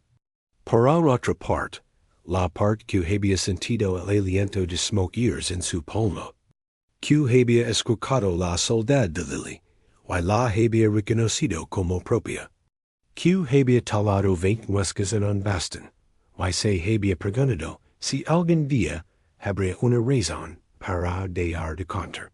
Esa parte quería creer. Quería aceptar que tal vez, solo tal vez, había estado cargando con un peso que nunca le había correspondido. No sé si podré hacerlo. Dio en voz baja. Yo tampoco. Respondió Calder. Yo tampoco. Pero quizá podamos averiguarlo juntos. Dos tantos obstinados aprendiendo y perdonarse a sí mismos. Se levantó, dejó el dinero para el café sobre la mesa, y le puso la mano brevemente en el hombro. Toma el informe. Lilo cuando estés lista. Y mañana vuelve a corral. Termina lo que empezaste con smokeers. Te necesita. Me necesita. Todos te necesitamos, Tanzi. Solo que no lo sabíamos hasta que apareciste. La dejo Ali sentada con la fotocopia sobre la mesa, y 20 ecos de exilio autoimpuesto, que de repente le parecieron menos una protección, y más una prisión. Y Tanzi Braddock, que pensaba que había aprendido todo lo que había que saber sobre la supervivencia, se dio cuenta de que en realidad nunca había aprendido a vivir. El recorte de periódico amarillento que se cayó de la fotocopia tenía una fecha 3 semanas después de la muerte de Emma. Tanzi nunca lo había visto antes. Nunca había mirado ninguna cobertura de noticias. Había estado demasiado consumida por el dolor como para leer nada sobre el accidente. Pero ahí estaba, en un frágil papel de periódico, con un titular que le hizo temblar las manos. La comunidad logra con una niña querida. La investigación exime a la madre de toda responsabilidad.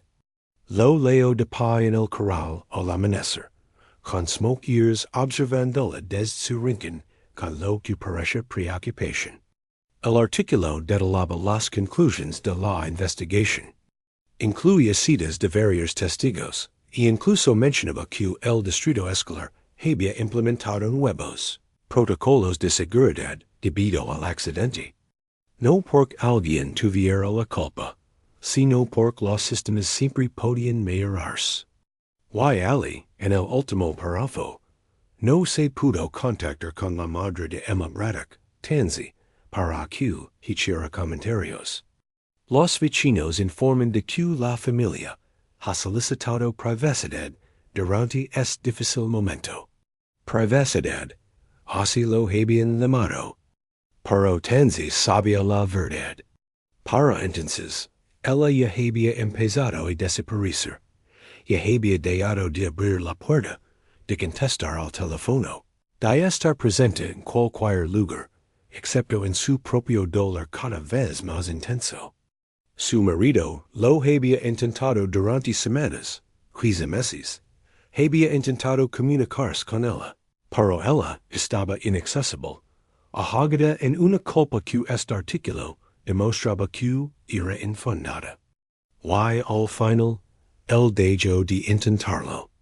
Probablemente tuvo que hacerlo para salvarse a sí mismo. Dobló los papeles con cuidado y los guardó en el bolsillo de su camisa, junto al medallón. La prueba de su inocencia cerca de su corazón, donde la culpa había vivido durante 20 años.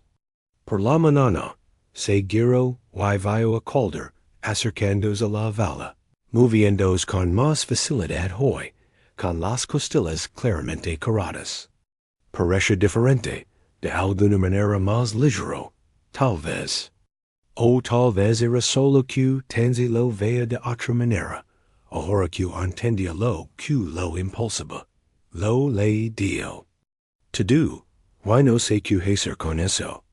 Pace 20 ecos creyendo que yo era responsable. Que si hubiera hecho algo diferente, cualquier cosa diferente, Emma seguiría viva. Calder asintió lentamente. Pace ecos creyendo lo mismo sobre Margot. Todavía lo creyó la mayoría de los días. Pero he estado pensando en lo que dijiste sobre el trauma frente al dono. Sobre cómo sanar significa dar hechos la historia que nos contemos en nosotros mismos. Incluso cuando esa historia es lo único que nos mantiene unidos. Eso es mucho en tu pensar. ¿No duermo mucho últimamente? Se apoyó contra la vala, observando a smokeers. He estado queriendo decir algo más. Algo que debería haber dicho, hey secos. Tanzi espero. Margot lo sabia, Dio en voz baja. Lo de su apéndice, lo grave que era. Los médicos me lo dijeron después. Ella lo sabia días antes de decírmelo. Intentaba manejarlo ella sola, porque no quería preocuparme durante la temporada de partos. Colder. Dejum terminar. Su voz era espera. Ella lo sabia. Y aún así, no insistió más para conseguir ayuda, porque había aprendido, durante 40 años de matrimonio que mi trabajo, siempre era lo primero, que yo descartaba sus preocupaciones por considerarlas exageradas. Que lo que yo valoraba era ser fuerte y silencioso. Hizo una pausa, moviendo la mandíbula. Así que cuando digo que la mate, lo digo en serio. No es de con esa decisión, sino durante décadas de enseñar que sus necesidades eran secundarias. Eso es lo que la mató. Tanzi sintió el peso de su confesión entre ellos. ¿Por qué me cuentas esto? Porque veo como miras es en forma como si fuera a arreglar algo. Como si la prueba de tu inocencia fuera hacer desaparecer la culpa. Se volvió hacia ella. Pero no lo era. Yo también tengo pruebas. Los registros médicos, el análisis cronológico, to do. Pruebas de que Margot tomó sus propias decisiones. Why no serve de nada, porque la culpa no tiene que ver con los hechos. Tiene que ver con sobrevivir cuando ellos no lo hicieron. La culpa del superviviente. Así lo llamó el terapeuta. El que va dos veces antes de decidir que estaba bien, y que no necesitaba ayuda. Él se rió con amargura.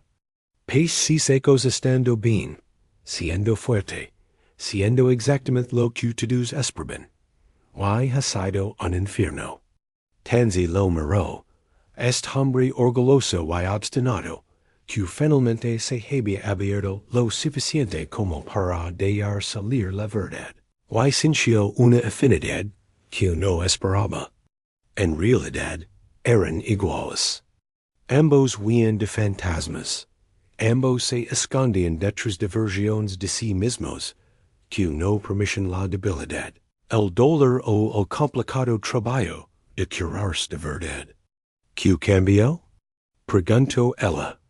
¿Qué te hizo decidir dejar de estar bien? Dio él simplemente, sin dar más explicaciones. Vert con es barro. La paciencia que tienes. La forma en que sigues apareciendo, incluso cuando el progreso es invisible. La forma en que eres lo suficientemente valiente. Como para mostrar vulnerable. Señalo a oídos de humo. Me enseñaste algo, Tanzi. Me enseñaste que la fuerza no consiste en no romperse nunca. Consiste en estar dispuesto a volver a intentarlo después de haberse roto. Antes de que ella pudiera responder, Smokers hizo algo sin precedentes. Cruzó todo el corral y se detuvo justo delante de ellos, con el hocico casi tocando los barretes de la vela. Miró de Tanzi hacia y viceversa, con las orejas hacia delante, el cuerpo relajado, presente, curioso, casi esperanzado. Vaya que sorpresa. Susurró Sir. Nunca había hecho eso antes. Tanzi trepó lentamente por la vala, con el corazón latiendo con fuerza. Era el momento por el que había estado trabajando. El avance que significaba que toda la paciencia y la espera habían valido la pena. Se acercó a Smokers, con la mano extendida, la palma hacia abajo, dando todas las oportunidades para que cambiara de opinión y saliera corriendo. No salió corriendo. En cambio, bajó la cabeza y presionó la frente contra tu pecho, justo donde colgaba el medallón debajo de tu camisa. Su peso, La confianza en es gesto, la completa vulnerabilidad, desatar algo en tanzi, que había estado encerrado durante 20 ecos. Ella radio su cuello con los brazos, y se dejó lor. No eran lágrimas silenciosas, en I undol her contenido, sino salosos que salían de algún lugar tan profundo, que había olvidado que existía. Loro por Emma, por el tiempo perdido, por el matrimonio que no pudo sobrevivir, en la muerte de su hija, por 20 ecos de exilio autoimpuesto. Loro por smoke ears, y por cualquier trauma que lo hubiera hecho tan miedoso. Loro por calder y margo, por la soledad atrapada de Lily, por cada alma herida que intentaba sobrevivir en un mundo que les pedía constantemente que fueran más fuertes de lo que se sentían. Y smoke ears permaneció completamente inmóvil, soportando su peso, ofreciendo el consuelo de la única manera que sabía, con su paciente presencia, y el simple regalo de no llorar. Cuando pasó la tormenta, Tansy se apartó y apoyó la frente contra el cuello del burro. Gracias. Susurró. Gracias por confiar en mí. Detrás de ella, la voz de Calder estaba ronca por la emoción. Es lo más valiente que he visto nunca. Ella se volvió para mirarlo, con las lágrimas corriendo por su rostro. ¿Qué part? ¿To do? ¿El lento? ¿Aceptar el consuelo de que alguien te vi quebrate? El carraspio. Creo que no he logrado desde el funeral de Margot. Pensaba que no era propio de un hombre. Pensaba que tenía que ser fuerte por Ben, por los peones del rancho, por todos los que me observaban. Y ahora creo que quizá la fuerza es diferente de lo que yo creía. Se quitó el sombrero y se pasó la mano por el pelo platido. Creo que quizá me he equivocado en muchas cosas. Tansy se secó la cara con el dorso de la mano. Yo también. Se quedaron ali de pie en la tranquila mañana, dos personas y un burro, todos ellos danados de diferentes maneras. Todos dando pasos tentativos hacia algo que, con el tiempo, podría parecerse la curación. El sol subió más alto. Los sonidos de la ciudad se filtraron. La tienda general abriendo. Los camiones arrancando. La vida continuando de su manera mundana y persistente. Smoke ears olisquio el bolsillo de Tansy, buscando golosinas. Ella se rió de verdad, y sacó una rodilla de manzana, que había traído. Él la tomó suavemente de su palma, con sus labios aterciopelados, cuidando de no tocar su piel, y la masticó con satisfacción. No quiero volver a la montana, dijo Tansy de repente. No de forma permanente. You know. Cooter la miró con sorpresa. No, creo que 20 ecos son suficientes. Creo que Emma se enfadaría mucho conmigo, por haberlo ocultado durante tanto tiempo. Siempre quiso que fuera valiente. Tansy acarició el cuello de Smoke Ears, sintiendo su calor, la salida realidad de la conexión. Y creo que si puedo ayudar a este animal asustado a aprender a confiar de nuevo, quizá yo también pueda aprenderlo. ¿A dónde iréis? No lo sé, pero no puedo curarme en la montana. Ali solo sobrevivo. Y sobrevivir no es lo mismo que vivir. Se resintió lentamente. Entonces tengo una cabana en mi propiedad. Solía ser para el capataz del rancho, pero le vamos ecos haciendo las cosas de otra manera. Esta vieja necesita algunas reformas.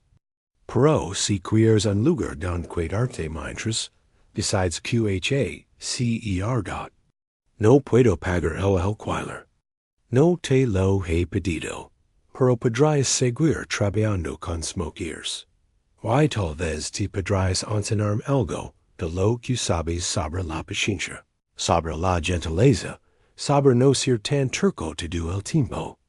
Tanzi miró este hombre que había sido su adversario, y se estaba convirtiendo en su amigo, y sintió que algo se desbloqueaba en su pecho. No era la curación, todavía no, pero sí la posibilidad de curarse. La puerta se entreabrió lo suficiente como para dejar entrar las. Lo pensar. Dio ella. Es todo lo cupido. Entonces la dejó sola con smoke ears, como si comprendiera que algunos momentos necesitaban intimidad. Tanzi se quedó en el corral, mientras la manana se desplegaba a su alrededor, con una mano en el cuello cálido del burro, y la otra tocando el medallón a través de su camisa. Emma susurró. Siento haber tardado tanto. Siento no haber podido ser más valiente antes, pero ahora lo estoy intentando. De verdad que lo estoy intentando. El viento se levó sus palabras. No hubo respuesta porque no era posible. Pero, de alguna manera, Ali de Pai con un barro anti-salvaje que había aprendido a confiar en ella. Tanzi sintió algo que no había sentido en 20 años. No era exactamente perdonar, sino la lejana posibilidad de perdonar.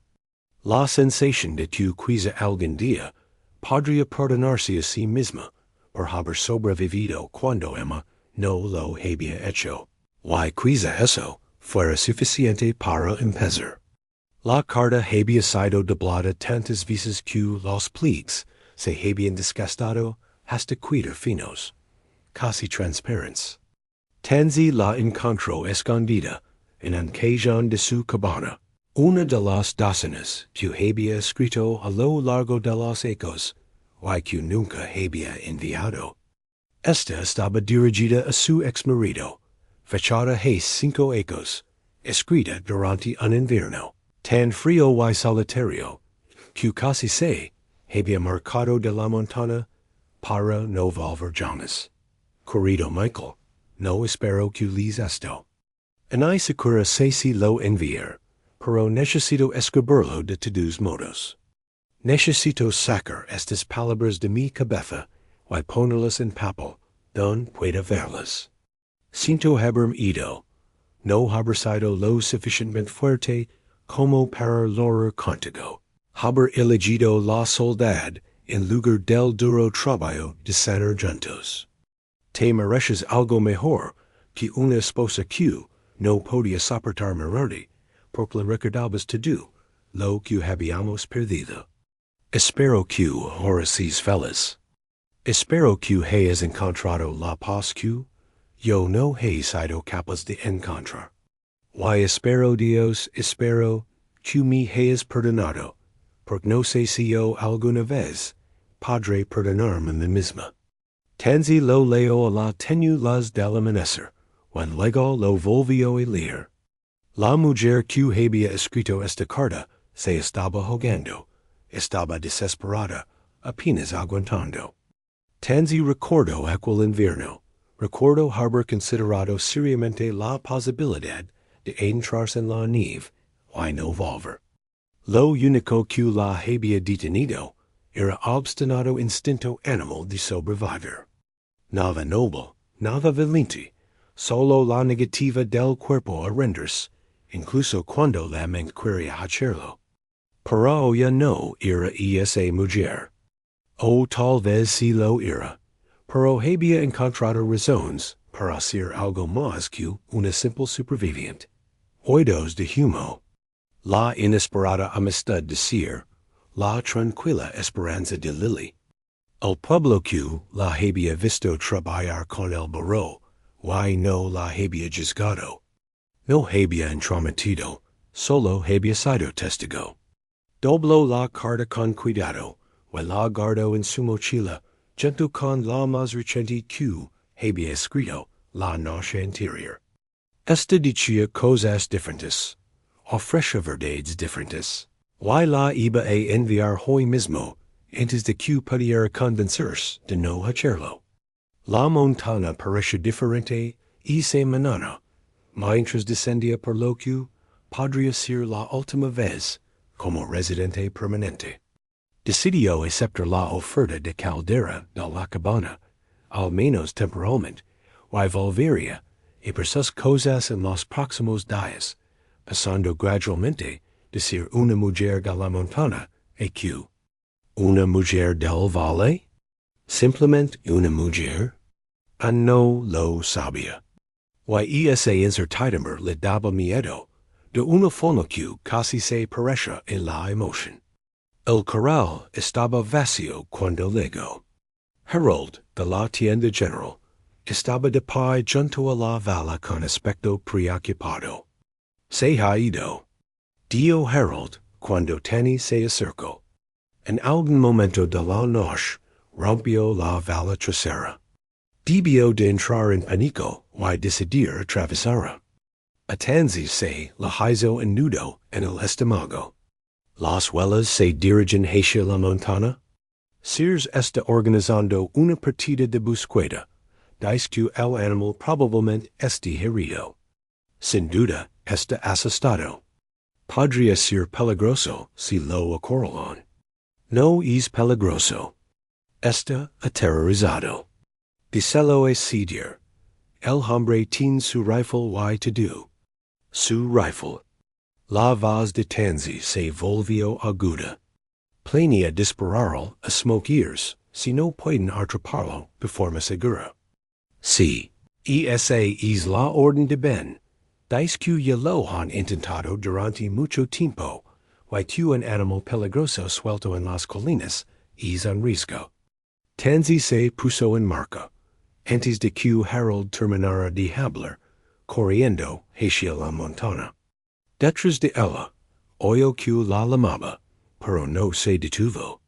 Smoke Ears la necesitaba. Después de todo, después de toda la confianza que había construido, de todos los progresos que había hecho, estaba allí solo y asustado. Y unos hombres con rifles lo cazaban como si no fuera más que un problema que resolver. Encontró al grupo de búsqueda de Sidier una hora después de entrarse en las colinas.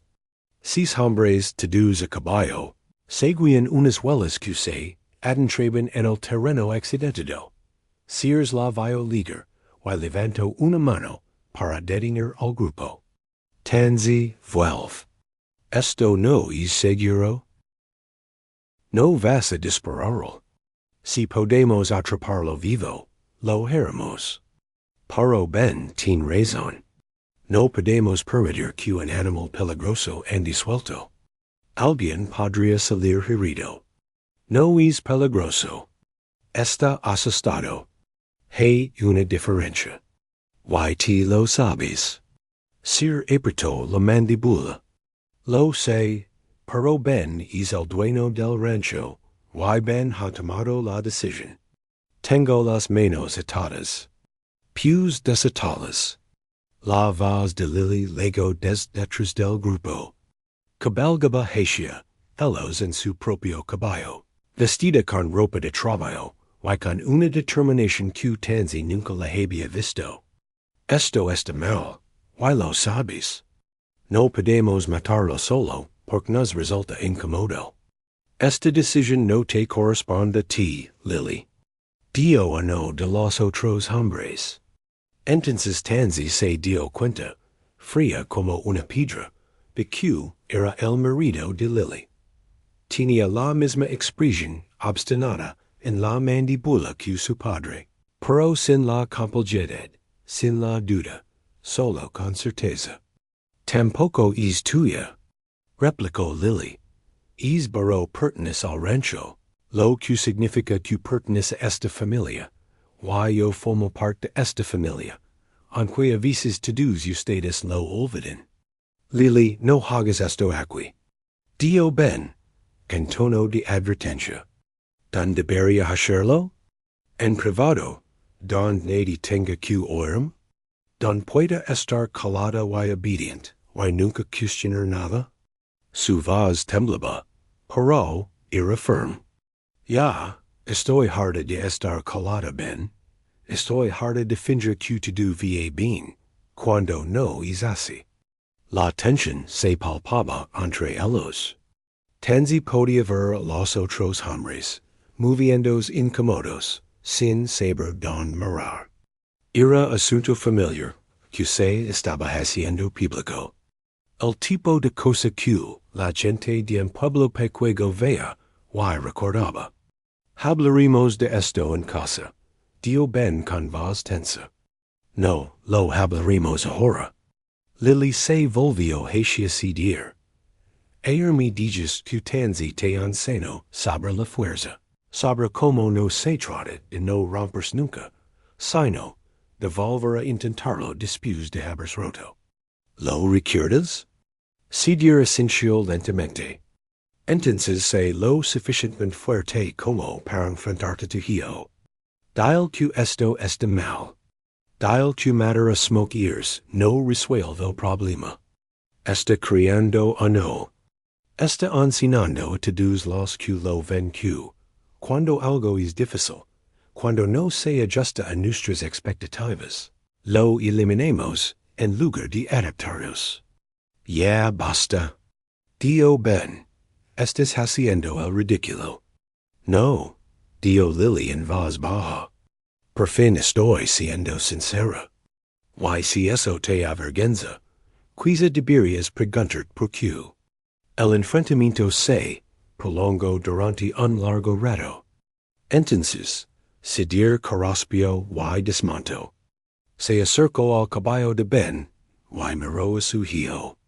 Ella tiene razón, dijo Sidir. Esto está mal y yo no voy a participar en ello. Papá no. Es game bien, dijo Sir con voz firme, pero sin enfado. He cometido muchos errores en mi vida. La mayoría de ellos se deberán a que era demasiado orgulloso para admitir que me había equivocado, demasiado terco para cambiar de rumbo, incluso cuando el camino que había tomado era claramente destructivo. Y he dejado de cometer esos errores. Tenemos que hacer algo con el burro. Sí, tenemos que hacerlo. Pero dispararlo no es la solución. Si Tansy cree que puede encontrarlo, y traerlo de vuelta sano y salvo, digamos que lo intente. Y si no puede, entonces nos ocuparemos de ello cuando llegue el momento. Pero primero, le daremos una oportunidad. Ben tenía la cara roja.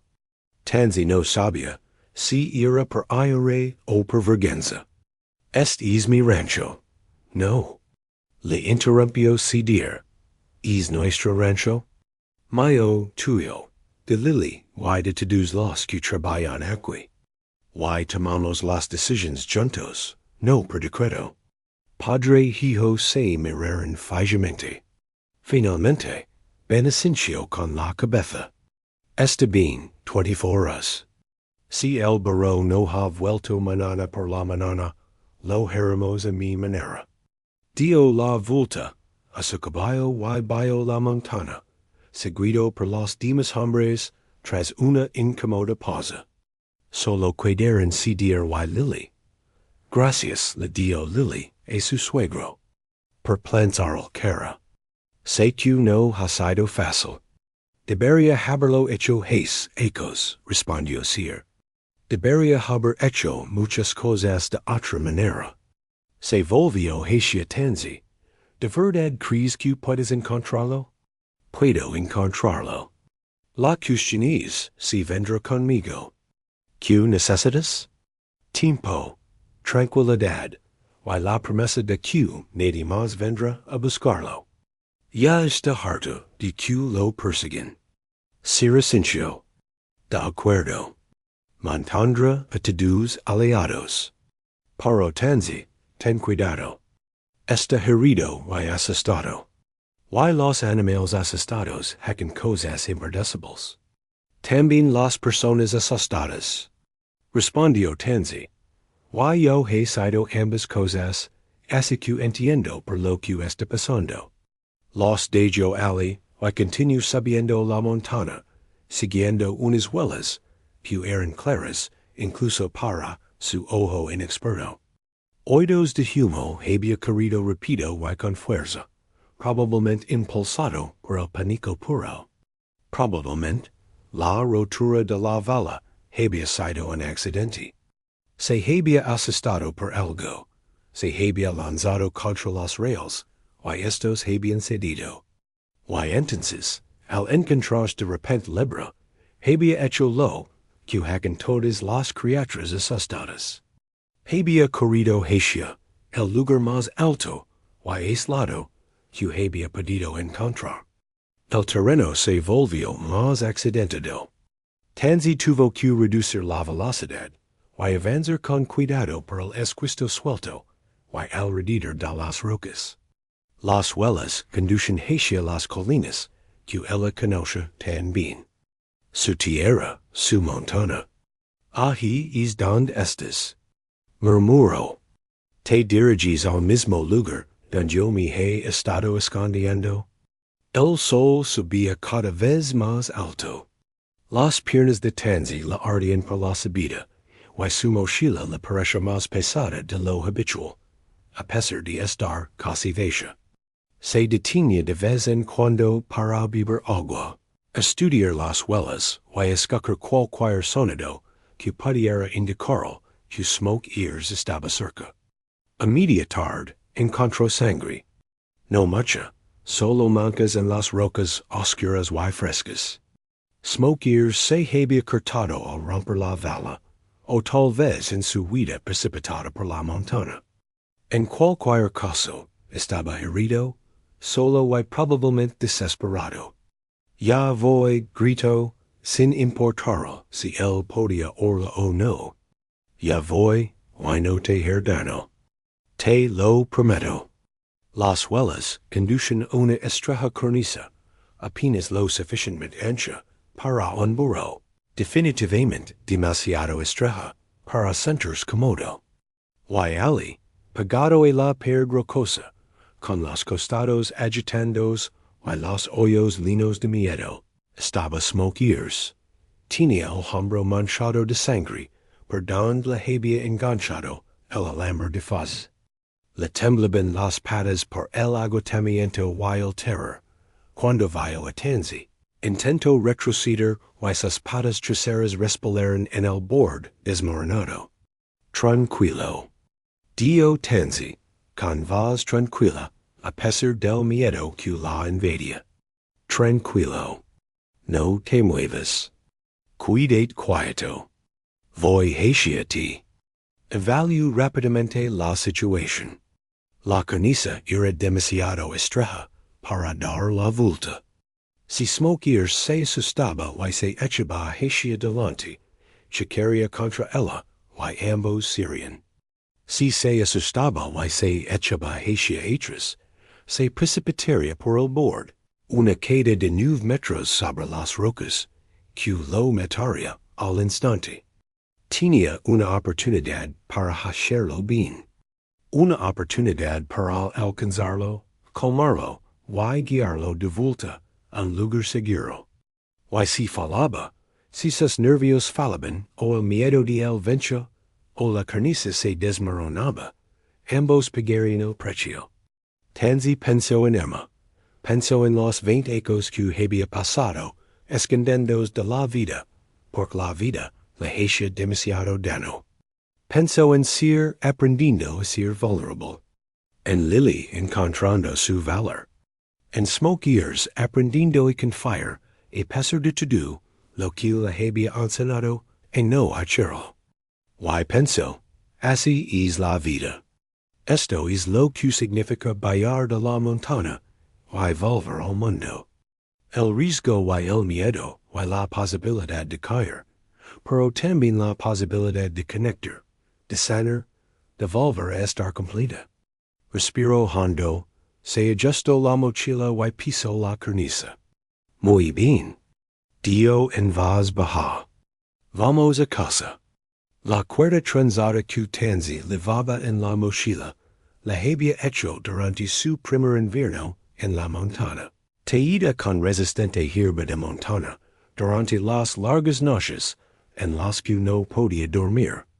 La había hecho sin ningún propósito claro, sus manos necesitaban trabajar, mientras su mente intentaba procesar el dolor. 6 metros de cuerda áspera, pero resistente, una para transportar línea o asegurar suministros o, como resultó ser, para salvar un burro asustado en una cornisa desmoronada. Le secó lentamente, manteniendo sus movimientos pequeños y controlados. La cornisa tenía quizás 45 centímetros de ancho en ese punto, mas estrellado en smoke, estaba apoyado contra la roca. Cada paso requería una precisión absoluta. Un movimiento en falso, un momento de desequilibrio, y toda la situación se derrumbaría.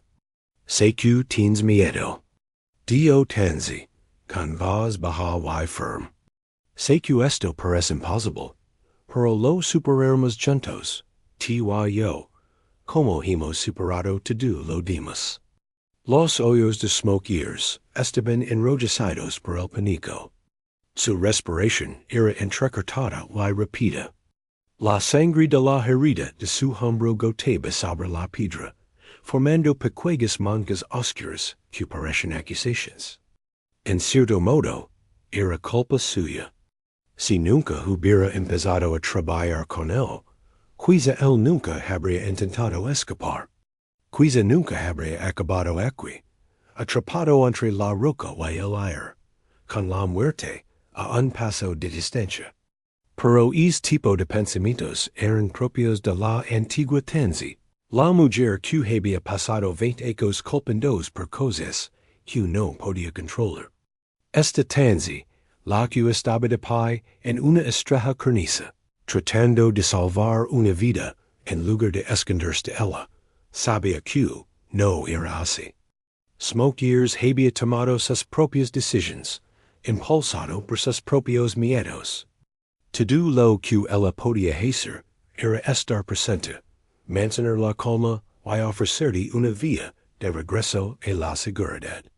La cuerda se sentía bien en sus manos, familiar, sólida. Hizo un simple lazo. Nada sofisticado, solo lo suficiente para dar el cuello de Smoke Ears sin apretar. No, era una soga. No hay una herramienta de control, solo una conexión, un vínculo físico entre ellos que decía, estoy aquí. No estás solo. Lo haremos juntos. Ahora voy a acercarme. Murmuró muy despacio.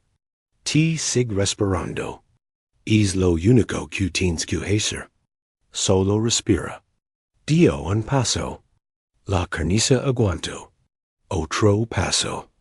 Smoke Ears temblaba, pero no salió corriendo. Ahora había un metro entre ellos, lo suficientemente cerca como para ver el sudor oscureciendo su pelaje, para oler el aroma metálico de la sangre y el almizcle del miedo. Debajo de ellos oyó voces. El equipo de búsqueda los había encontrado. Reconoció el griego decir, diciendo a la gente que se mantuviera aliada. No los asustes.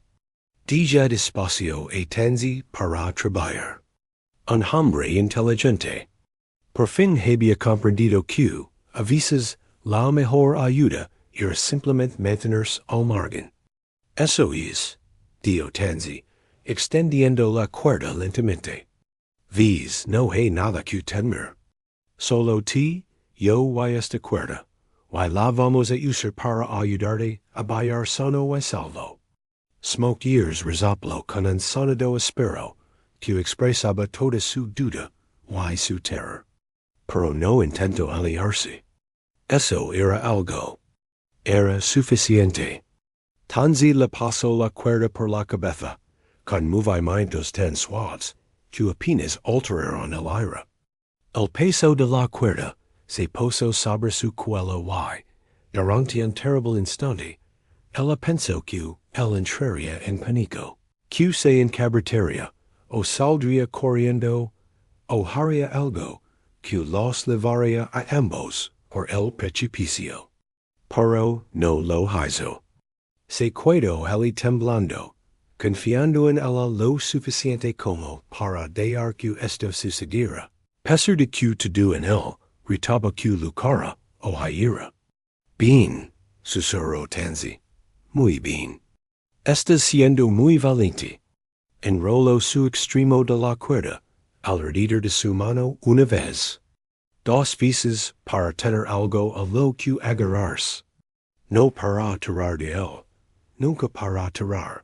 Solo para mantener esa conexión física. Es recordatorio de que ninguno de los dos estaba solo en esto. Ahora viene la parte difícil. Dio. Tenemos que dar la vuelta y volver por donde he venido. Y la cornisa es estrecha. Así que tendremos que ir despacio, paso a paso. ¿Puedes hacerlo conmigo? Smoke Ears no respondió, por supuesto, pero algo en su postura cambió. Un sutil descenso de la cabeza. Una ligera relajación de sus músculos tensos. No estaba tranquilo, todavía no, pero estaba dispuesto, listo para intentarlo. Tansy comenzó el laborioso proceso de darse la vuelta en la cornisa. Cada movimiento era calculado, el peso distribuido con cuidado, los pies buscando apoyo en la piedra que parece demasiado suelta, demasiado poco fiable detrás de ella. La respiración de Smoke Ears era irregular, pero constante. Estaba esperando, confiando en que ella supiera el camino. Cuando finalmente se volvió hacia la seguridad, se tomó un momento para estabilizarse. Le temblaban las piernas, y la adrenalina inundaba su sistema. Abajo podía ver caras que miraban hacia arriba. Calder, Lily, los otros ganaderos, todos observando, esperando, con esperanza. Muy bien. Dio Tansy, tanto para sí misma como para Smoke Ears. Allá vamos. Despacio y con cuidado. Dio un paso atrás. La cuerda entre ellos permaneció floja. Ella no lo estaba tirando, solo se movía, y confiaba en que él la seguiría. Durante un largo momento, no pasó nada. Entonces sintió que la cuerda se movía ligeramente cuando Smoke Ears avanzó. Sintió el calor de su aliento en la nuca, mientras ella cortaba la distancia que ella había creído. Eso es, susurró. Así paso a paso. Otro paso y otro. La cornisa parece no tener fin. Cada metro que avanzaban les parece un kilómetro. El mundo entero de Tansy se redujo y la cuerda que tenía en la mano. La piedra bajo sus pies y el sonido de la respiración de Smoke Ears detrás de ella. Nada más importaba. Nada más existía. A mitad de camino, la cornisa se desmoronó. No fue una catástrofe, solo una sección de unos 15 centímetros de ancho que sitió bajo el talón de Tansy. Pequeñas rocas rodaron por el acantilado, con un sonido agudo en el tenso silencio. Smoke Ears se asustó, levantó la cabeza y, durante un terrible instante, la cuerda se tensó, cuando intentó retroceder, intentó escapar de este nuevo peligro. Tranquilo. Dio Tansy con voz aguda y urgente. Tranquilo.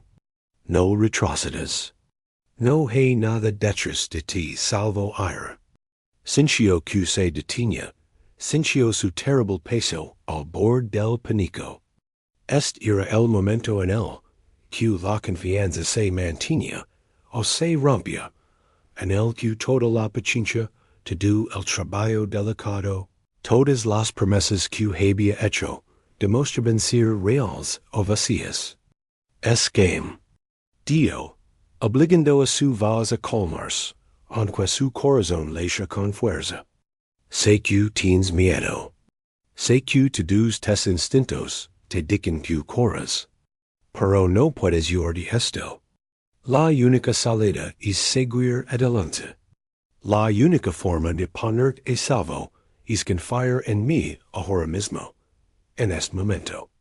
Por favor. Ana siquiera estaba segura de seguir hablando con oídos de humo. No sabía si estaba hablando consigo misma, con Emma, con cada parte asustada de su alma, que levaba 20 ecos hayendo. Por favor, confía. Por favor, diga que esto importa. Por favor, diga que la conexión valga la pena el riesgo. La cuerda se afloyó. Smoke ears había dejado de tirar hacia atrás. Gracias. Susurró Tansy. Gracias por confiar en mí.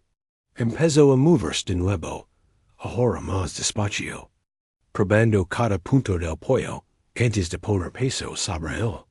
La sección danada de la carniza había quedado atrás. Pero todo el camino parecía inestable, como si la propia montaña contuviera la respiración. Y entonces, por fin, contra todo pronóstico, la carniza se ensanchó. Habían superado lo peor. El camino que tenían por delante seguía siendo estrecho, pero transitable. Y conducía hasta donde el equipo de búsqueda esperaba con cuerdas. Mantas y suministros médicos para la herida de oídos de humo. Las piernas de Tansy casi se le doblaron por el alivio. Se apoyó contra la pared rocosa, presionando la frente contra la piedra, sintiendo como las lágrimas le recorrían el rostro polvoriento. Lo habían conseguido. Realmente lo habían conseguido. Detrás de ella, Smoke Ears le acarició suavemente el hombro con el hocico, preguntando, ¿Ya estamos a salvo? ¿Se ha acabado? Casi. Le dio ella, estirando el brazo hacia atrás para acariciar el cuello. Ya casi, solo un poco más. Tansy llevaba tanto tiempo sin usar la voz, tantos ecos. Que hablar en voz alta le resultaba extraño. Pero de pie en esa carniza cada vez más ancha. Con Smoke Ears pegado a ella, y el pueblo reunido abajo. Se encontró hablando, sin planear las palabras. Sin elegirlas cuidadosamente, simplemente dejándolas salir. Tenía una hija. Dio, con la voz llegando hasta la multitud que esperaba. Se llamaba Emma. Murió hace 20 ecos en un accidente de autobús escolar. Y mi culpa mí misma por ello. Mi culpa mí misma aunque no fue culpa mía. Aunque nada de lo que hubiera podido hacer habría cambiado lo que pasó. Y huí a la montaña porque no podía soportar vivir en un mundo en el que ella no estaba. Smoke Ears se movió detrás de ella, su calor una presencia sólida a su espalda. Abajo, nadie se movió. Nadie hablaba. Solo escuchaban. Pace 20 ecos escondida. Continuó Tansy, diciendo a mí misma que me estaba recuperando. Pero, en realidad, estaba estancada, congelada en el peor momento de mi vida, incapaz de seguir adelante, incapaz de darlo atrás. Y podría haber seguido así para, siempre si no hubiera sido por este animal obstinado. Y, asustado que necesitaba alguien que entendiera lo que se siente al estar destrozado. Se giró ligeramente para poder ver la cara de Smoke Ears, ver la inteligencia, el miedo, y la esperanza vacilante en sus ojos. No está domesticado. Dio, no está curado. Solo tiene menos miedo que antes. Y eso es lo que yo también tengo. Sigo llorando mi perdida. Sigo lavando cicatrices, pero tengo menos miedo. Me siento menos sola. Y eso es suficiente. Tiene que ser suficiente. La cuerda que tenía en la mano le parecía más que simple hierba y fibra. Le parecía cada conexión, que había rechazado durante 20 ecos. Cada relación de la que se había aliado, cada momento de confianza que se había negado a sí misma. While sostenerla ahora, sintiendo el peso de smoke ears en el otro extremo, comprendió algo que antes le había dado demasiado miedo ver. La conexión no era debilidad, era valencia. Lo más valiente que se podía hacer era dejar que otra persona importara. Aun sabiendo que podía marcharse, podía hacer daño, podía romper el corazón en pedazos tan pequeños que nunca los encontrarías todos. Lo siento. Dio, why se lo decía a todos y a nadie. A Emma, a su ex marido, al pueblo que le había dado espacio cuando lo necesitaba, a sí misma. Siento haber huido. Siento haber estado fuera tanto tiempo. Siento haber dejado que el miedo me hiciera pequeña. Abajo, voy a calder dar un paso adelante. Nadie te pide disculpas, Tansy. Solo nos alegramos de que estés aquí ahora. La simple aceptación en su voz casi la derrumbó. Esperaba juicio, lástima, el complicado peso de las expectativas de la gente. En cambio, obtuvo comprensión, el reconocimiento de que todos llevaban su propio dolor, su propio miedo, sus propias razones para ayudar o cuidarse o tomar las decisiones que tomaron. Baja, gritó Lily, los dos, vamos a que te miren el hombro. Tansy asintió, sin confiar ya en su voz. Dio otro paso adelante, y otro más, y smoke le siguió. El camino era ahora más fácil, lo suficientemente ancho como para que pudieran caminar uno al lado del otro. Enroló la cuerda sin apretar alrededor de su hombro, manteniendo el contacto pero sin restringirla. Mientras descendían, siguió hablando, ya no a la multitud, sino a smoke ears, a sí misma, a la montana que la había protegido cuando necesitaba refugio, y que ahora la devolvía al mundo. Vas a estar bien, murmuró. Los dos lo estaremos. No será fácil, y habrá días en los que queremos volume,